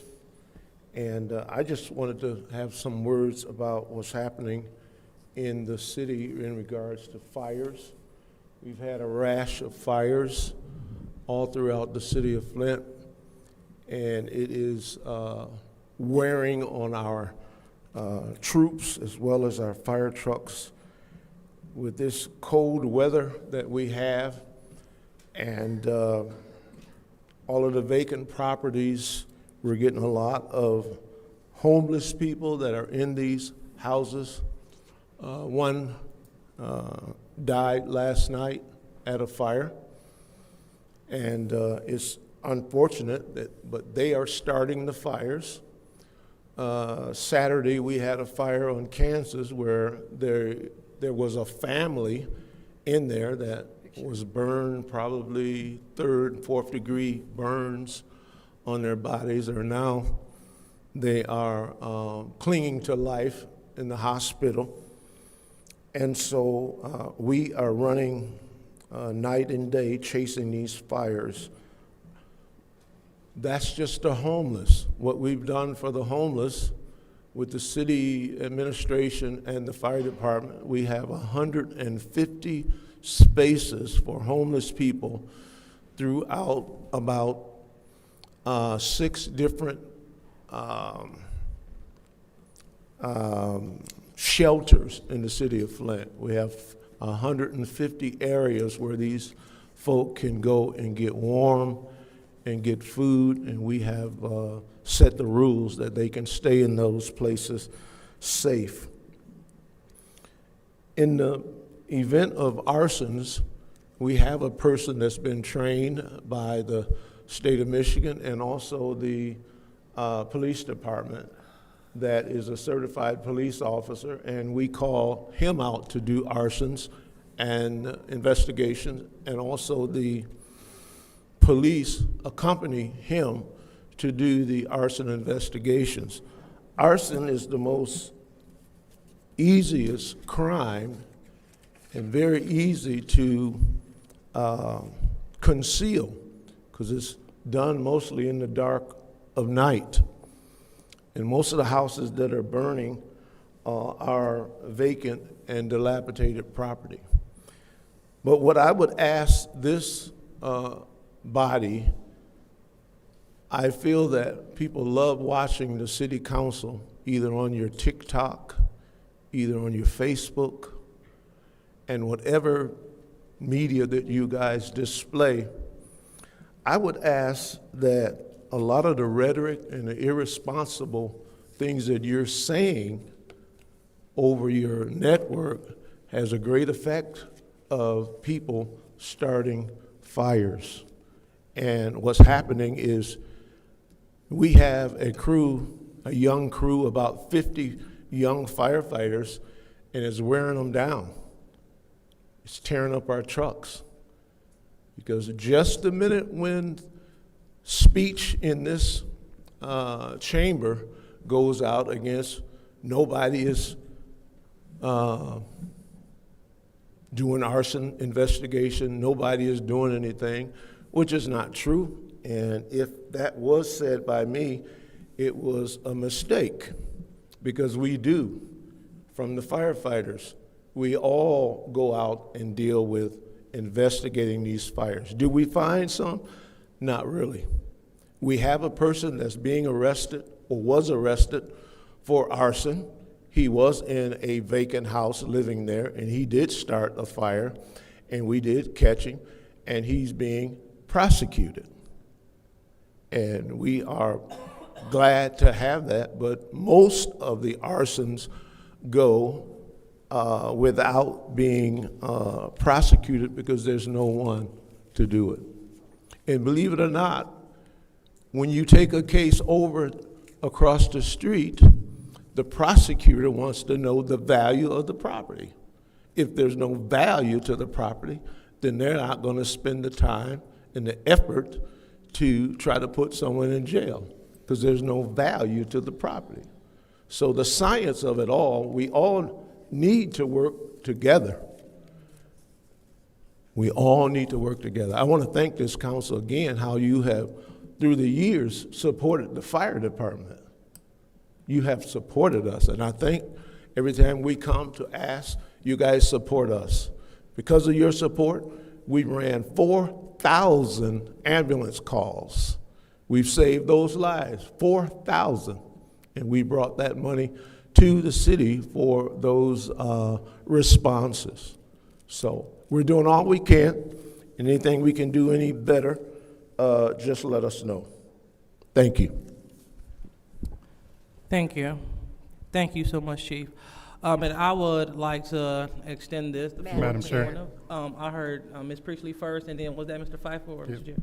All right, so go ahead. So, Chief, I've said this to you very loud and clear, that if we have arrested somebody, we need to make a big deal out of that. We need to show that we are serious about prosecution of arsonists and what they're doing to the city. And I also understand that many of these structures are going up because they are cold and they're hungry and they're feeding themselves and they're heating themselves up. I was driving down Woodrow a couple weeks ago, and I've said this before, and I saw people running from the home that was fully engulfed. And I was told by a neighbor that people had been living there, and so I assume they accidentally set it on fire trying to keep warm. To your point, and if they're running out of that fire, and they started a fire just to keep warm, that's a sad occasion. And to arrest them and bring them to jail for arson, there's nothing valuable that's burning. Those houses are open and accessible. Yeah. Land bank doesn't do their job to compact them together so they can't get into them. Even our Flint schools. Yep. Our Flint schools are wide open. I understand and I Washington applaud School. their accomplishments, but they have a lot of work to do. But we need to make a big deal out of catching someone someone being charged with arson. We need to make it a big deal to show that we are serious about prosecution.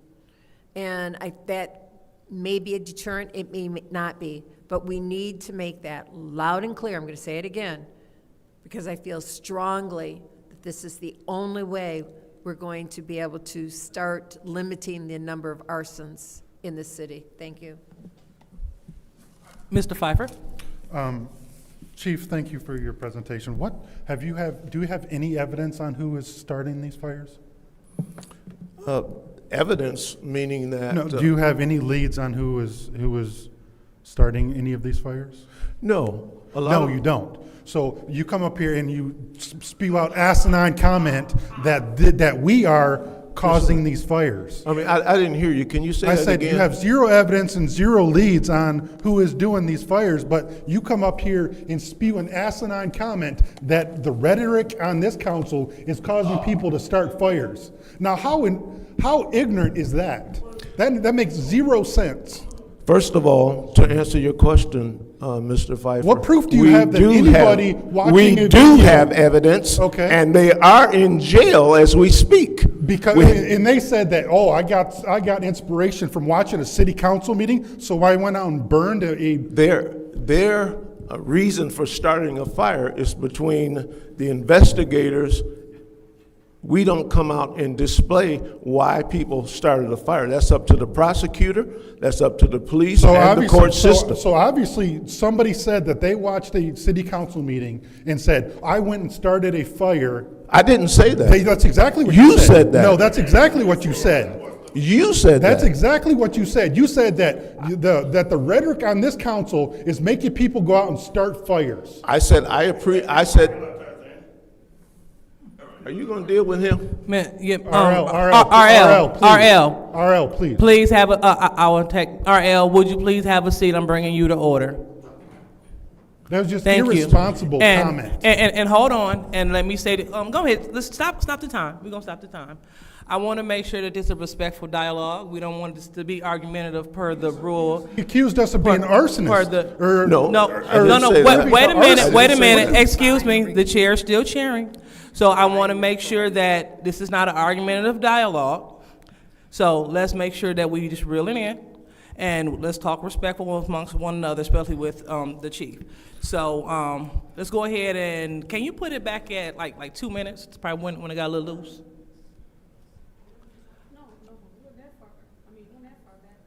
Well, no.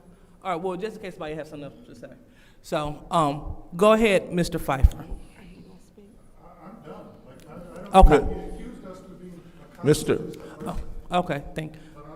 All right. Mr. Pfeiffer, in respect of what your comment just was, I wasn't saying that every councilman.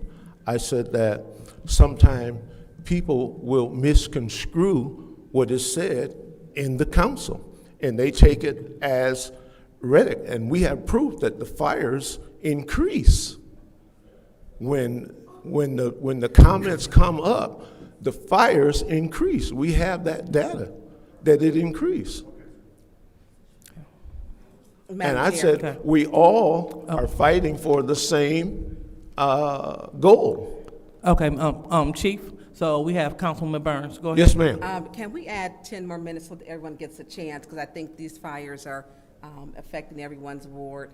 Yes, it is. Well, sure, let's put, we'll put a motion on the floor to see if the body would like to add an additional 10 minutes. So is there a motion? I mean, support? 10 more minutes? Supported by the councilman in the first really ward. mine is quick. So, roll. Thanks a lot. So, roll call, Madam Clerk. This is to add more time to the fire discussion. I'm sorry, Mr. El Alamin supported, but I didn't know who made the motion. Councilman Burns? Yes. Dr. Lewis? Yes. Ms. Johnson? Yes. Ms. Priestley? Yes. Ms. Winfrey Carter is not in. Ms. Burns? Yes. Ms. Mashat? Yes. Mr. Pfeiffer? Mr. Jarrett? Yes. Mr. El Alamin? Yes. And the vote is 8 yes, 0 no. The vote is 8 yes, 0 no. Go ahead, Ms. Burns, you have the floor. Thank you. Thank you, Chief, for being here this evening. Hold on, Ms. Burns, real quick. Can we still have our minutes? So it should be like 11:06? Okay, thank you. Go ahead.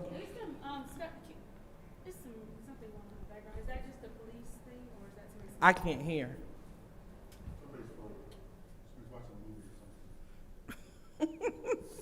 Oh, all right. It's gotta be.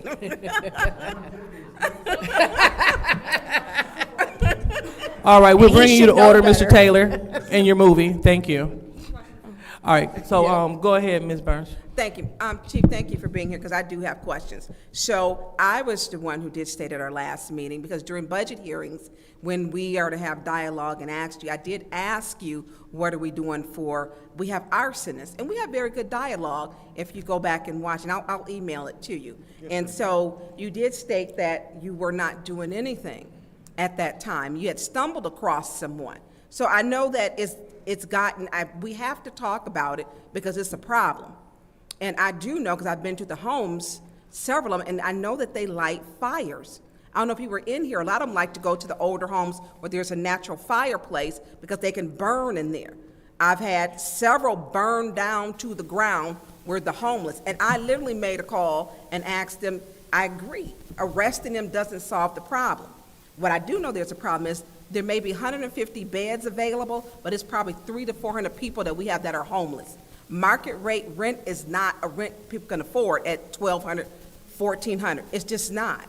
And all these people, they're not bad people. They just fell on bad times. Yes. So with that part, but I am concerned Thanksgiving Day. Literally, we could not turn after the ladies who are here with us, the coalition, Tanya and Debbie, and I call it Detroit Street still.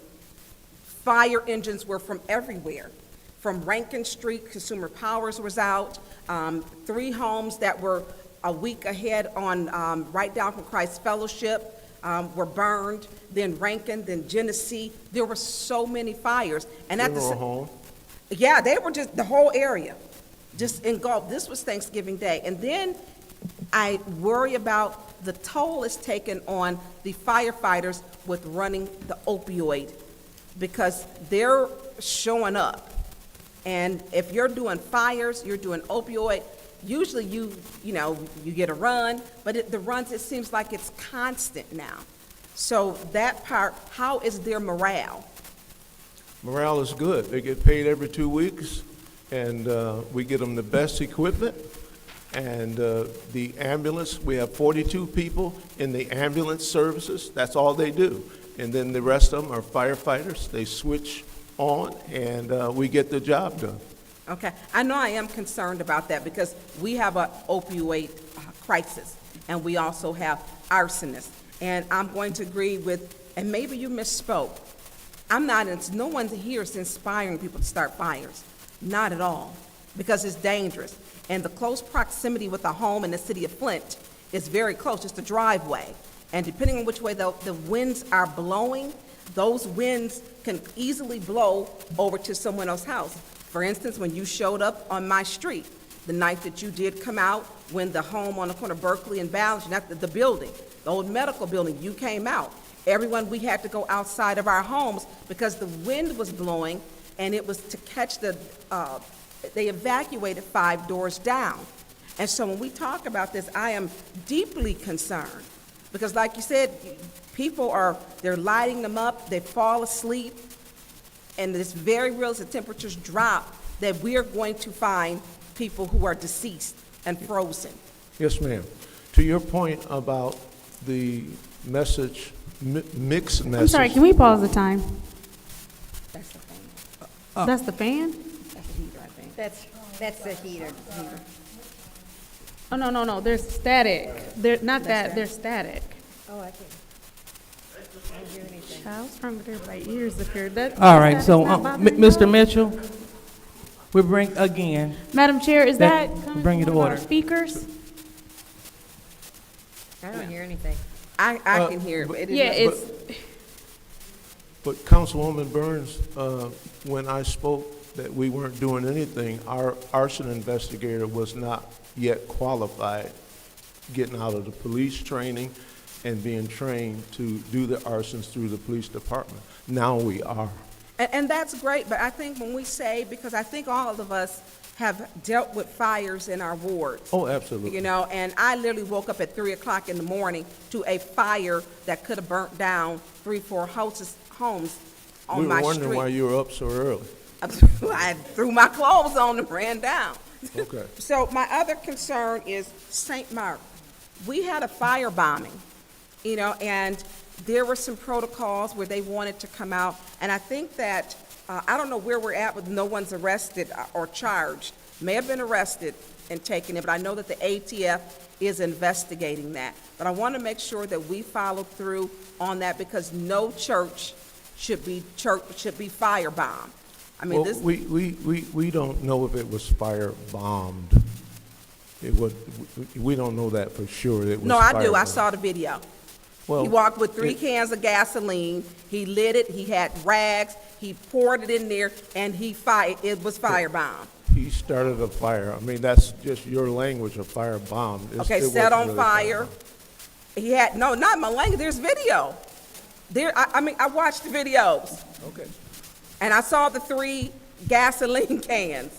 Yes, ma'am. I mean, and from 20 different angles of cameras. Yes, ma'am. It was, to me, that is disturbing. We don't get black churches. That reminds me of the civil rights when they were trying to get people to vote, and that was the only place that black people could congregate. And we should have taken this serious. And I am with Councilwoman Priestley that when we get someone, she's saying, let's let everyone know and let's set an example that arson in our city is not to be tolerated, that we're taking it serious to highlight. And if the prosecutor isn't prosecuting the people, when you get them over there, then that's something we need to work on and speak with our city attorney to make sure. Because if you're collecting, you have suspects or likely looking at the situation, because some people will burn a house down or burn a building down for insurance. And we know that things that they look for, burn patterns. It was a building occupied. Those are things that in other key factors. So we have a problem with that. If the prosecutor isn't doing his job or over at that office, that's something that the city attorney needs to speak with him and council too to make sure that you can't just burn down the city. because they're also burning down other homes too.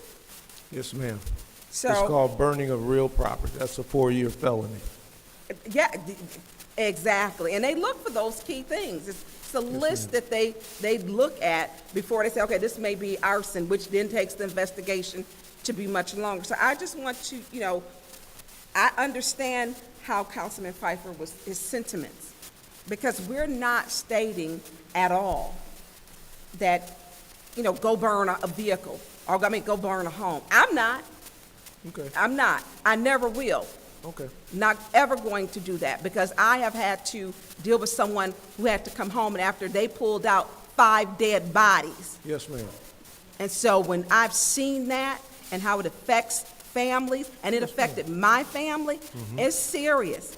And so I want us just to be more proactive and to have good dialogue to solve the problem. Yes, and that's ma'am. why I asked you in May, was there anything we can do during budget time? Because I think that your staff is being overwhelmed. It's a lot on them. You're picking up people from drug overdoses, fires, it's a lot. We're happy to serve. Thank you. All right, so anyone else? Madam Chair. Go ahead, Through Mr. you to the Almeida. chief. Chief, what are some solutions that we can do as a community and as a council to assist you to maybe help try to curb some of this?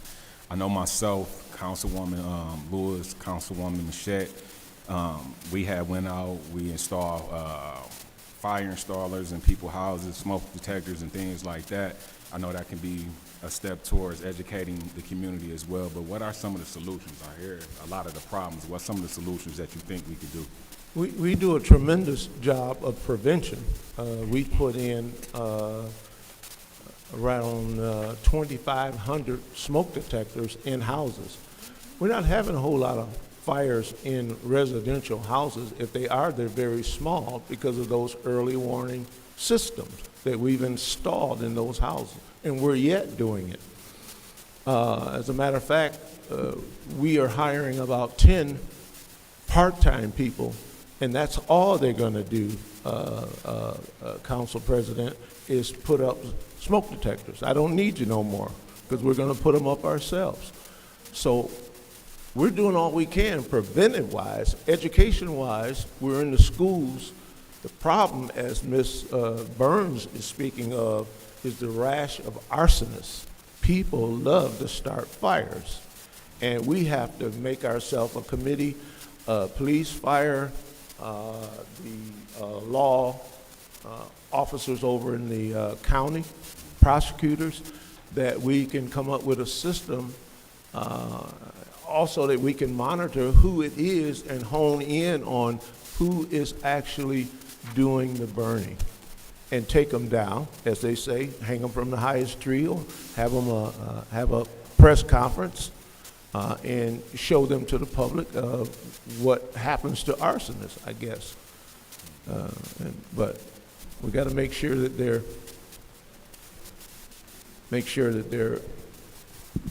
that they are So guilty. engage in the community and so for having you guys all work collaboratively. Engage in the community, having you guys all work collaboratively. Yeah, engage the community more, make sure that people will talk. People burn houses or want them to burn because they want the vacant lot. Mm-hmm. Nobody, and there's people in and out there in the summertime, the kids are playing in there, causing trouble, so somehow that house catches a fire. My problem is, as a fire chief, my job is to save the house or save the community as well as not get any of my firemen injured. So with these young firemen, if that house is fully involved, it's safer for me to keep my men outside rather than have them to rush inside to an inferno.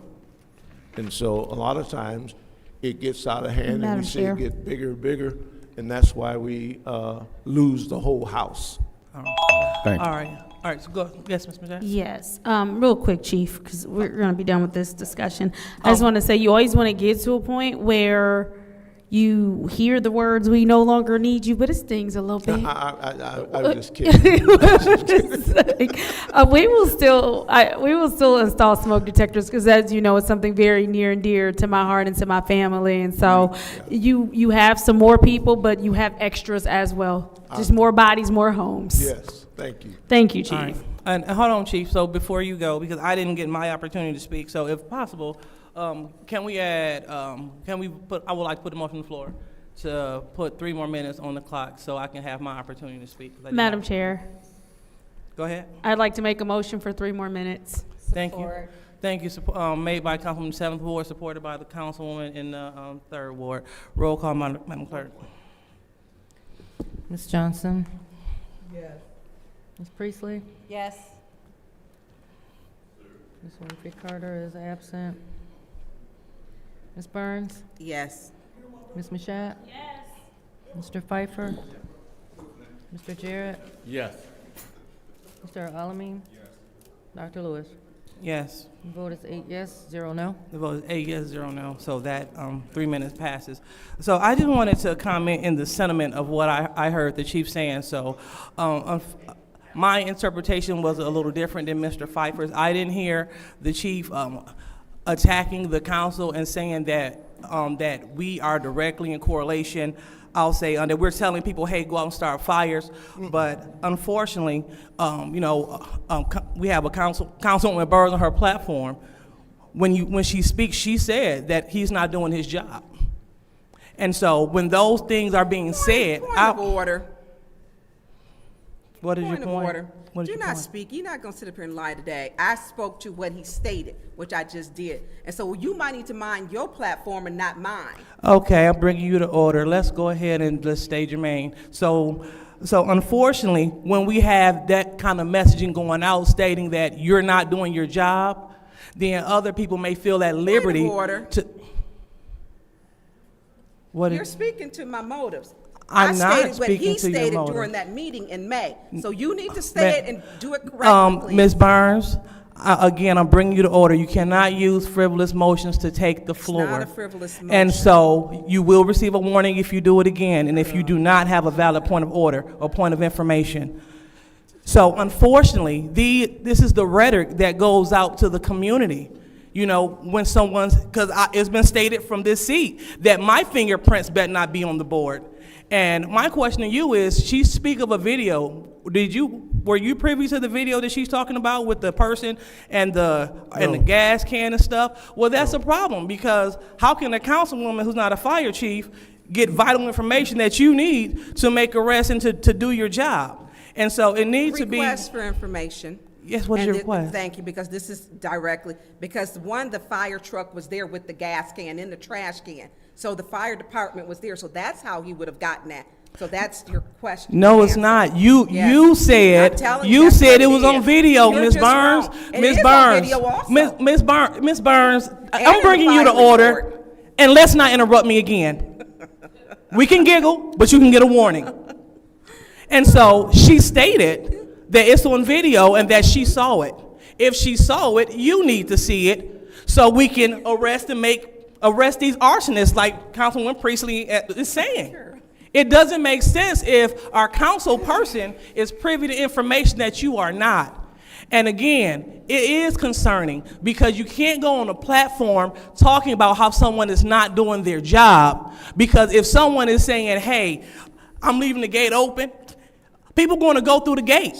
You understand what I'm saying? So the fact that you're stating that you're not doing your job, why won't I go burn down buildings? Because some people feel that them burning down, well, I'm not talking about the homeless, I'm talking about something different.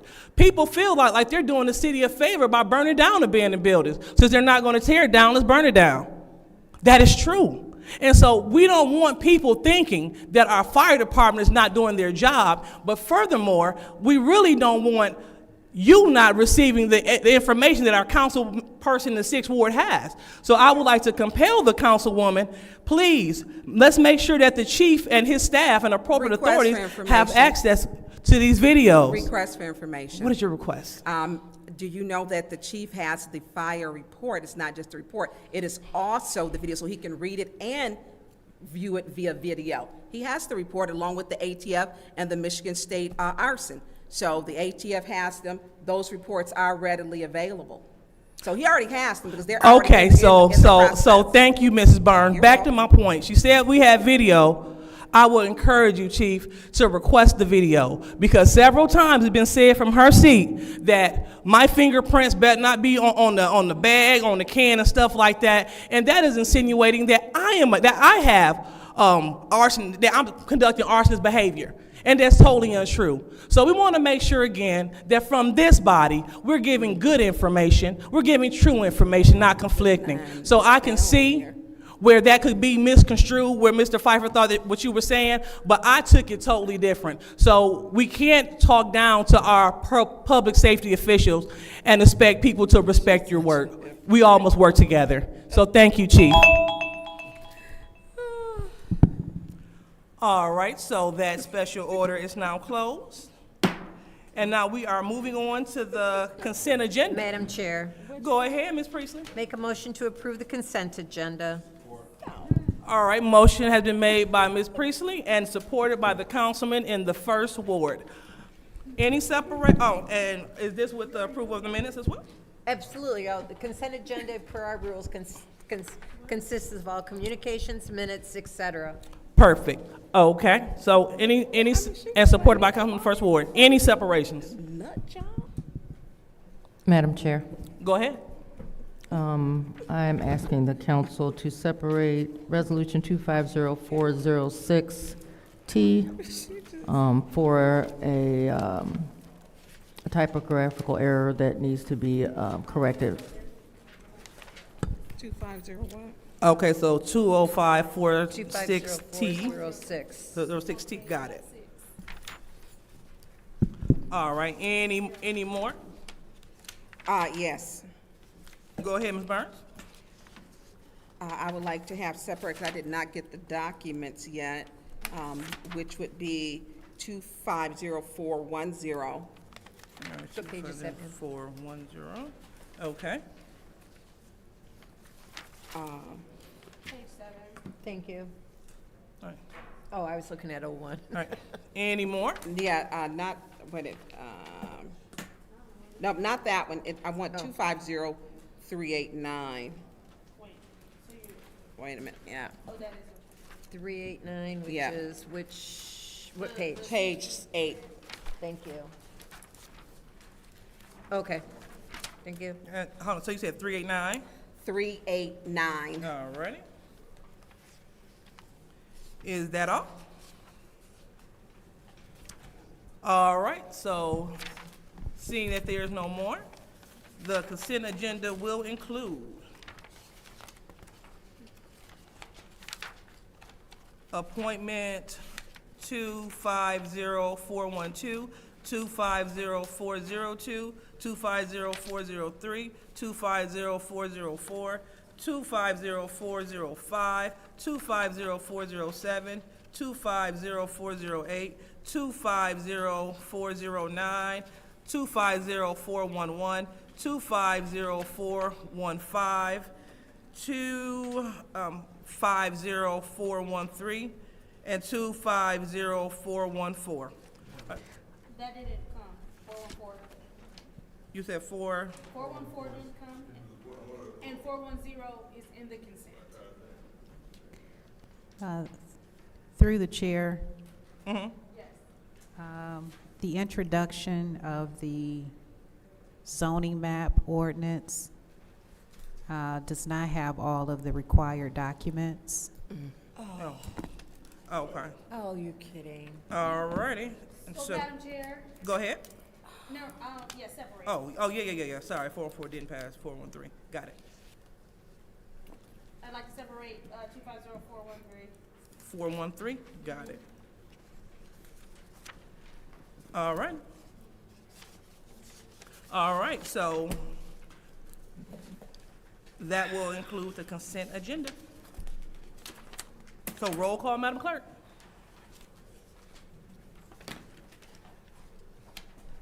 Request for information. Yes, what's your request?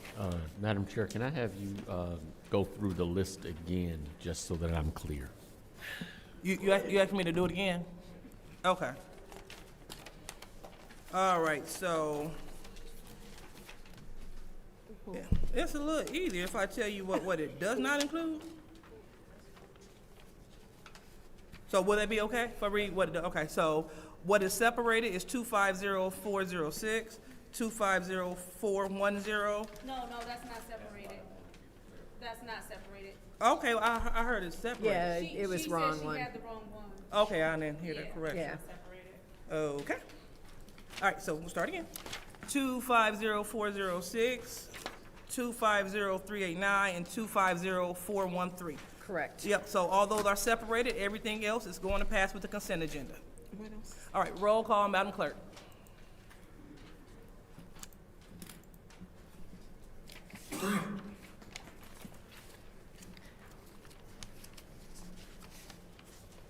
Ms. Priestley? Yes. Ms. Winfrey Carter is absent. Ms. Burns? Yes. Ms. Mashat? Yes. Mr. Pfeiffer? Yes. Mr. Jarrett? Yes. Mr. Alamin? Yes. Dr. Lewis? Yes. Ms. Johnson? Yes. The vote is 8 yes, 0 no. The vote is 8 yes, 0 no. The consent agenda passes. So now we are at the first separation, which is 250406. Madam Chair, Go ahead, Ms. Mashat. I make a motion to approve 250406-T, which is the grant acceptance for fiscal year 26 budget amendment CS Foundation Event Policing and Public Safety. I'll support that. All right, so supported by the Councilman in the first ward first. All right. Any discussion in the first round? Madam Chair, Go ahead, Ms. Mashat. through you to the clerk, I believe that there was an error in this, and we just need to have that corrected. Correct. So on the resolution itself, in the table under grant code, it lists the grant as PCSM-events 25. Should be 26. However, in the resolved paragraph, it lists the grant code as PCSM Parks 25. So that resolved paragraph needs to be corrected to show that the grant code is PCSM Events 25. So I'm asking council to amend it to a .1 just to make that correction. Everything else in the resolution is okay. Madam Chair, Go ahead. I'd like to make a motion that we amend with the changes as read by the clerk. Support. All right, so there's a motion to amend it, and it is supported by the councilman in the first ward. Okay. And this will be amended to a .1? Yes. All right. So do we have any discussion? There's no discussion. Nope, okay, got it. All right. So we are voting to turn 250406 into a .1. Roll call, Madam Clerk. Ms. Winfrey Carter is absent. Ms. Burns? Yes. Ms. Mashat? Yes. Mr. Pfeiffer? Yes. Mr. Jarrett? Yes. Mr. Alamin? Yes. Dr. Lewis? Yes. Ms. Johnson? Yes. Ms. Priestley? Yes. The vote is 8 yes, 0 no. Vote is 8 yes, 0 no, so 250406 is now a .1. All right, so now we are voting to. Madam Chair, Go ahead. I'd like to make a motion to approve Resolution 250406.1. All right, supported by the councilman in the first ward. Any discussion in the first round? Madam Chair. Go ahead.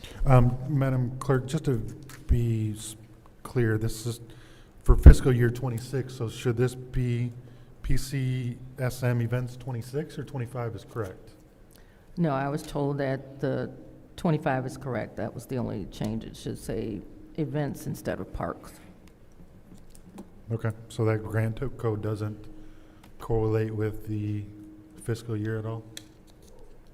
I don't think so. Seamus. Mr. Bannon is here. He's the one that asked for the request. Seamus? It's good? Okay, then I yield. All right, anyone else in the first round? Anyone in the second round? No one else in the second round? Will we vote to approve Resolution 250406.1? Roll call, Madam Clerk. Ms. Burns? Yes. Ms. Mashat? Yes. Mr. Pfeiffer? Yes. Mr. Jarrett? Yes. Mr. Alamin? Yes. Dr. Lewis? Yes. Ms. Johnson? Yes. Ms. Priestley? Yes. The vote is 8 yes, 0 no. The vote is 8 yes, 0 no. Resolution 250406.1 passes. All right, so now we're on to Resolution 250389. Does the separator want to make a motion? I gotta look which one it is. I would like to send 250389 to council. Okay, so this is Yes, council? council. to I'm approve. sorry, for approval. All right.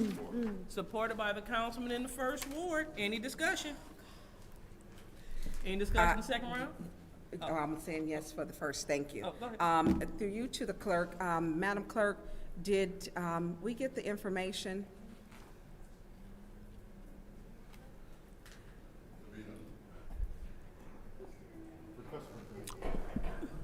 Are you speaking about the revised budget? Is that what you're asking? No, this is the one for, I don't know what you're saying revised, but I'm speaking as to their percentage and breakdown and pay. Yeah. Yeah, I don't see it. Request for And I went information. through, And what is your request, Ms. Shep? Go ahead, Madam Clerk. Nope, I did send the referral right after you made it, but I have not gotten anything back yet from anyone. Request, no. How do I word this? Is it possible that because the speaker explained it standing there that she probably didn't think she still need to send it? no. She acknowledged that she was gonna send it. Yeah. She did acknowledge that she was did. gonna send it again? Okay, I didn't hear that part, okay. I believe Seamus might be able to help you. But you have the floor. He's motioning. But you have the floor. Yeah, I gotta give him time to get up here. Oh, Yeah, you but didn't you say, gotta you go didn't through- ask gotta if go he through could the come. But he's coming, I'm looking at her too. Yeah, but go through Liddell to bring it Yeah, up. look. Seamus, could you please go back? Don't walk all the way back, Seamus, just right Yes. there. Just right there. No, I'm really Excuse me. serious. Go back. Excuse me, this is, we are on my time, so through the, Madam Chair, Yes. yeah, that's No, immature. no, let's do Yeah, it she on properly the power through the trip. chair. Madam Chair, Let's stop the You on a disrespect. whole Go power ahead, Miss. trip. Go ahead, Madam Clerk. if I may, Madam Clerk, gonna I go can't, this- I can't this hear you. Our next colleague is talking. Mr. Bannon just sent the information that Ms. Burns requested, so. Oh, okay, that's fine, but we will make sure that we go through the chair. I'm not doing power trips. And we don't have to. That's fine. Okay. So, all right, so anyone else in the first round? Anyone else in the second round? All right, well, we'll go ahead and call for the vote. And we are voting to approve Resolution 250389. Roll call, Madam Clerk. And this is for the grant extension for the CVIPI program. Ms. Mashat, Yes. Mr. Pfeiffer is not in. Mr. Jarrett, No. Mr. Alamin? Yes. Dr. Lewis? Yes. Ms. Johnson? Ms. Priestley? Yes. Ms. Burns is not in. Ma'am? Great. All right. The vote is 5 yes, 1 no. The vote is 5 yes, 1 no. That resolution passes. So moving on to the last separation of the. Madam Chair. Go ahead, Ms. Mashat. I'd like to make a motion that we leave this in council until we get the proper information for it.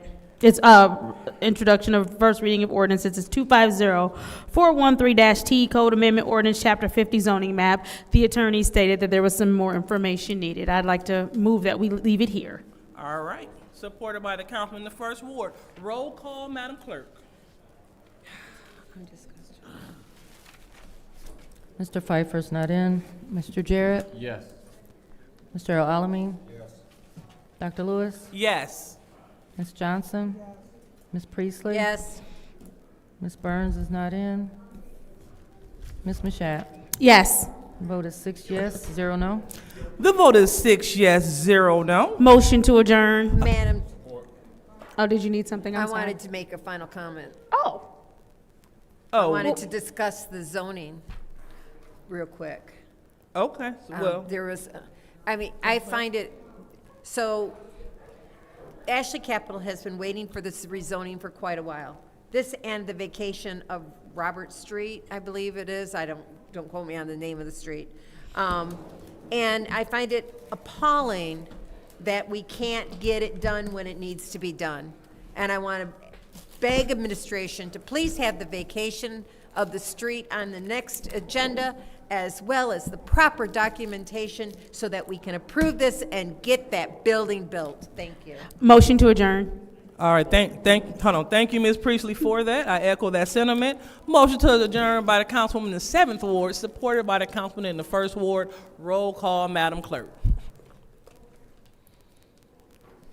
Mr. Jarrett? Yes. Mr. Alamin? Yes. Dr. Lewis? Yes. Ms. Johnson? Yes. Ms. Priestley? Yes. Ms. Burns is not in. Ms. Mashat? Yes. Mr. Pfeiffer is not in. The vote is 6 yes, 0 no. The vote is 6 yes, 0 no, and the time is now 8:18. This city council meeting is now adjourned. Have a great evening.